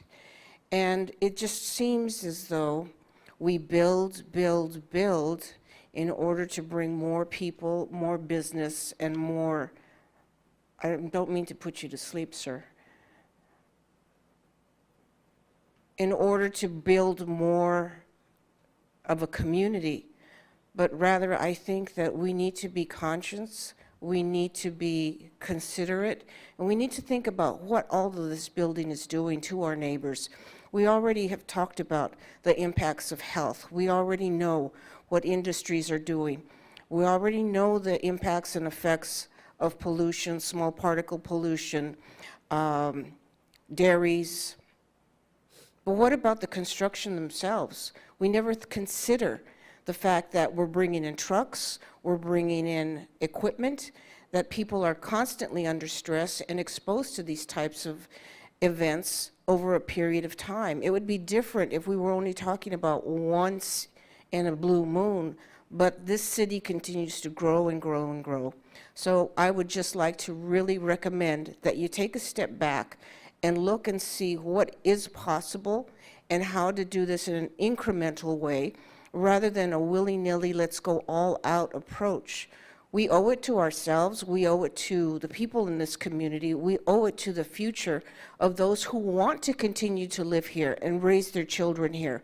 We need to slow down this growth, and we need to be very mindful about what we're doing. Thank you. Thank you, Dr. Esparza. Next speaker, please.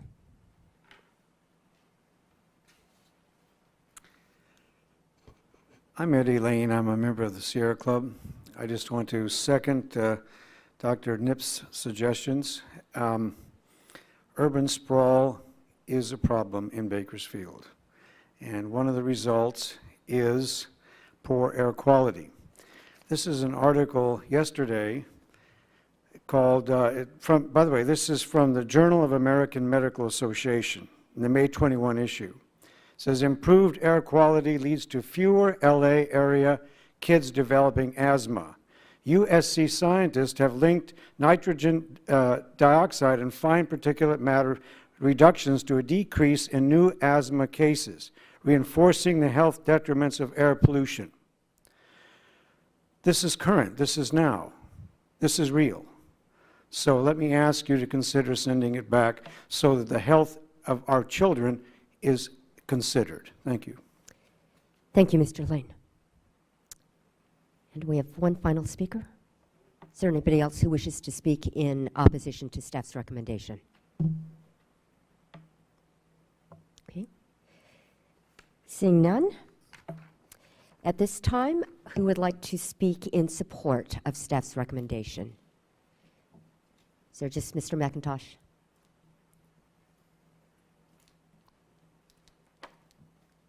Welcome. You might want to raise. Thank you. Good evening, Honorable Mayor and Council members. My name is Roger McIntosh, McIntosh & Associates. I'm representing Encanto Gardens, LLC in this application.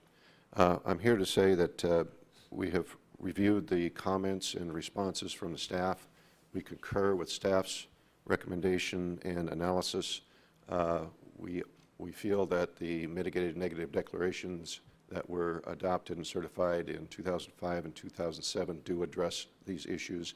In addition to that, there have been many regulations and rules, ordinances, air quality, Title 24, Green Code. All these updates adequately address the environmental impacts that have changed since 2005 and 2007. So we're here to ask for your support in denying the appeal. Thank you. Thank you, Mr. McIntosh. At this time, is there anybody who would like to speak in, would like to rebut in opposition? Seeing none, I will close the public hearing and return it to council for comment and action.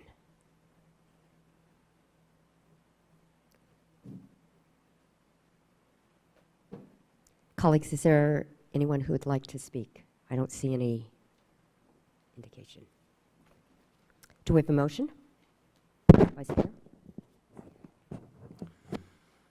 Motion to accept staff recommendation. You have a motion. Please cast your votes.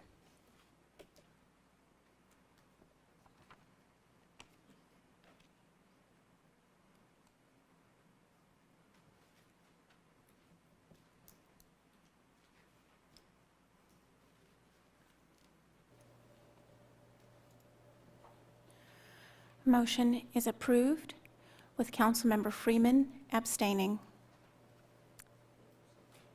Thank you. Madam Clerk, next item, please. Council and Mayor statements. Thank you. Councilmember Rivera. Thank you, Mayor.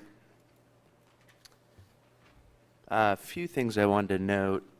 One was I wanted to thank Ms. Kitchen and her staff for moving rather expeditiously and working really well with the County of Kern in renaming Cottonwood Road.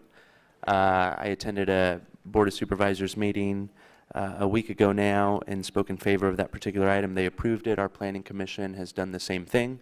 So there are a few more steps I think we're working through, but I'm excited for that change, and I think several other things coming to that neighborhood, including some annexations that I'm sure will be the cause of a lot of headaches for staff, but things that I think need to happen nonetheless. So thank you guys for moving forward with that.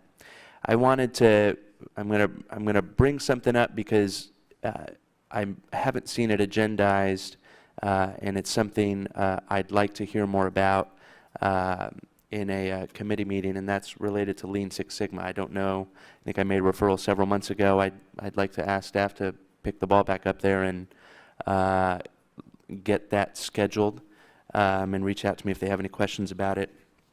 And then I had a few individual referrals related to streets. I went out for about an hour and a half last week to drive around some roads, and there's one particular road we've heard a lot about at city council meetings, and 2, I get a lot of calls about, and 3, I drive on often, and that's Union Avenue south of Brundage Lane.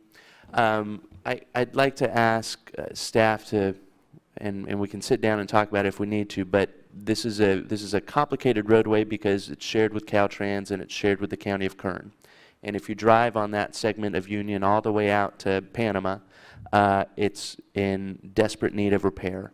And I think it's been suggested by folks that we just go through and do patchwork, and I think we're past the point of no return with respect to patching, and I think that roadway deserves a little bit more attention. I'd really like staff to put their heads together to prioritize that in line with our project or our council goals in prioritizing street infrastructure and street enhancements. I'd also like to, I hear from our, what do we call him, our Ward 8 councilman, our 8th councilman, former council member Salvaggio, quite a bit about, and I drive on it every single day, numerous times because it's on my way home, and that's the Bell Terrace overpass. Both at H and at Chester, there is a bubbling that occurs at the overpass, and I understand that there's a nuance there to the cement of the overpass and the asphalt we use, and we may have used, I don't know what happens, they're 2 different surfaces, but if we're investing all this money in 58, we are, and we're going to have new entryways to the city at those 2 overpasses, I'd like for them not to break your tires or your wheels when you drive over them. And I think we've done patchwork in the past, and then 3 months later it bubbles right back up, and it's always been a point of frustration for me and other folks. So if we could put that on a list to take a look at, that would be really helpful. And then there's one other area, and that's the segment of Bell Terrace between P Street and Chester. It's a street we've done some work on in the past, but it's the segment in front of a school that is in really, really bad shape. And I kind of think now that maybe school is coming to a close or a temporary close for the summer, I wonder if maybe we might have an opportunity to go in and do some repaving there before school starts back up. It's cracked, it's got holes, it seems like it's quite a mess. Otherwise, we've got some exciting things coming thanks to Parks and Rec and Ms. Hoover and a potential new park in Ward 1 that I'm very excited about. And that's all I have. Thank you so much. Thank you. Councilmember Smith. Thank you, Mayor. I just, this kind of goes back to the council goals. The Tree Foundation did some plantings this week and some pots and some trees, and I think that's nice, but I think the city needs to figure out how we're going to have a real tree canopy downtown and have a long-term plan. So if that can be somehow included into the goals, if we do 1 block a year and it takes 20 years, whatever, but the existing system we have where it's the business owner's responsibility and the business moves or goes out of business and the trees die, and so it's not a good reflection of the community, and I'd like to see a long-term plan for success in that area. Thank you. Thank you. Councilmember Gonzalez. Thank you, Mayor. Councilmember Smith provoked me to speak. I happen to be the chairman of the Tree Foundation, and I want to thank So I'm kind of wearing different hats at the same time. But I do want to thank Diane Hoover and city staff for working with the Tree Foundation in those potted plants. The reviews have been overwhelmingly positive, and I think it speaks to what the community is demanding, is that is more trees in downtown Bakersfield. We need to figure out a plan as a city to make that happen. And I support the concept that Councilmember Smith is proposing, although I think we need to do more than one block a year. Thank you. Councilmember Sullivan. Yes, thank you, Mayor. Actually, before we go to the next budget meeting, I would think that there is a plan to do the replanting on our freeway with being caused by Bell Terrace. You know, all of that in there, it's going to be quite a project, and so hopefully that's being thought about so that can be worked into our budget plan. Thank you. Colleagues, any other requests to speak? So in addition to the downtown tree planting this weekend, on Sunday, we had a tree planting at the sign, the Welcome to Bakersfield sign on 99 at McKee, and 49 trees were planted there. We had a church group join together with Keep Bakersfield Beautiful and the County of Kern. It was on the county land, but I think it's going to benefit all of us. Over the last 2 days, I had the pleasure of representing us in Sacramento with the Greater Bakersfield Chamber of Commerce. I was able to arrange a meeting with the governor's chief economic and business advisor, Lenny Mendonça. We met with him this morning, and he was very, very receptive to our distinct and unique needs here. We talked about our special characteristics. He was very open about that, and the governor has now initiated a new plan called Regions Rise Together. And the emphasis there is not just some regions, but all regions. And we heard that over and over in the conversations that we had. I felt very good about that. And Lenny Mendonça would like to visit us, and we certainly made that available. And we've also invited the governor to visit Bakersfield and see how we can work together to make a better Bakersfield. The governor certainly has made a commitment to the Central Valley, and we are not hesitant to remind him of that commitment every time we have the opportunity. I want you to know that your chamber was a very, very good advocate. There were 8 board members who were there today. And then we also participated in the Cal Chamber Capital Summit, and Mr. Mendonça again mentioned Bakersfield, brought us out, and reaffirmed his commitment to make sure that all communities are represented. He is careful to highlight that we are different, and they really do acknowledge that. And so we want to make sure that we partner. We offered to be partners. We have to be at the table, and I was really grateful for that opportunity with our chamber. We also took the Fresno Chamber up there, and so it was the Central Valley representation. Thank you all for all that you do, and with seeing no other comments, we are adjourned at 8:06.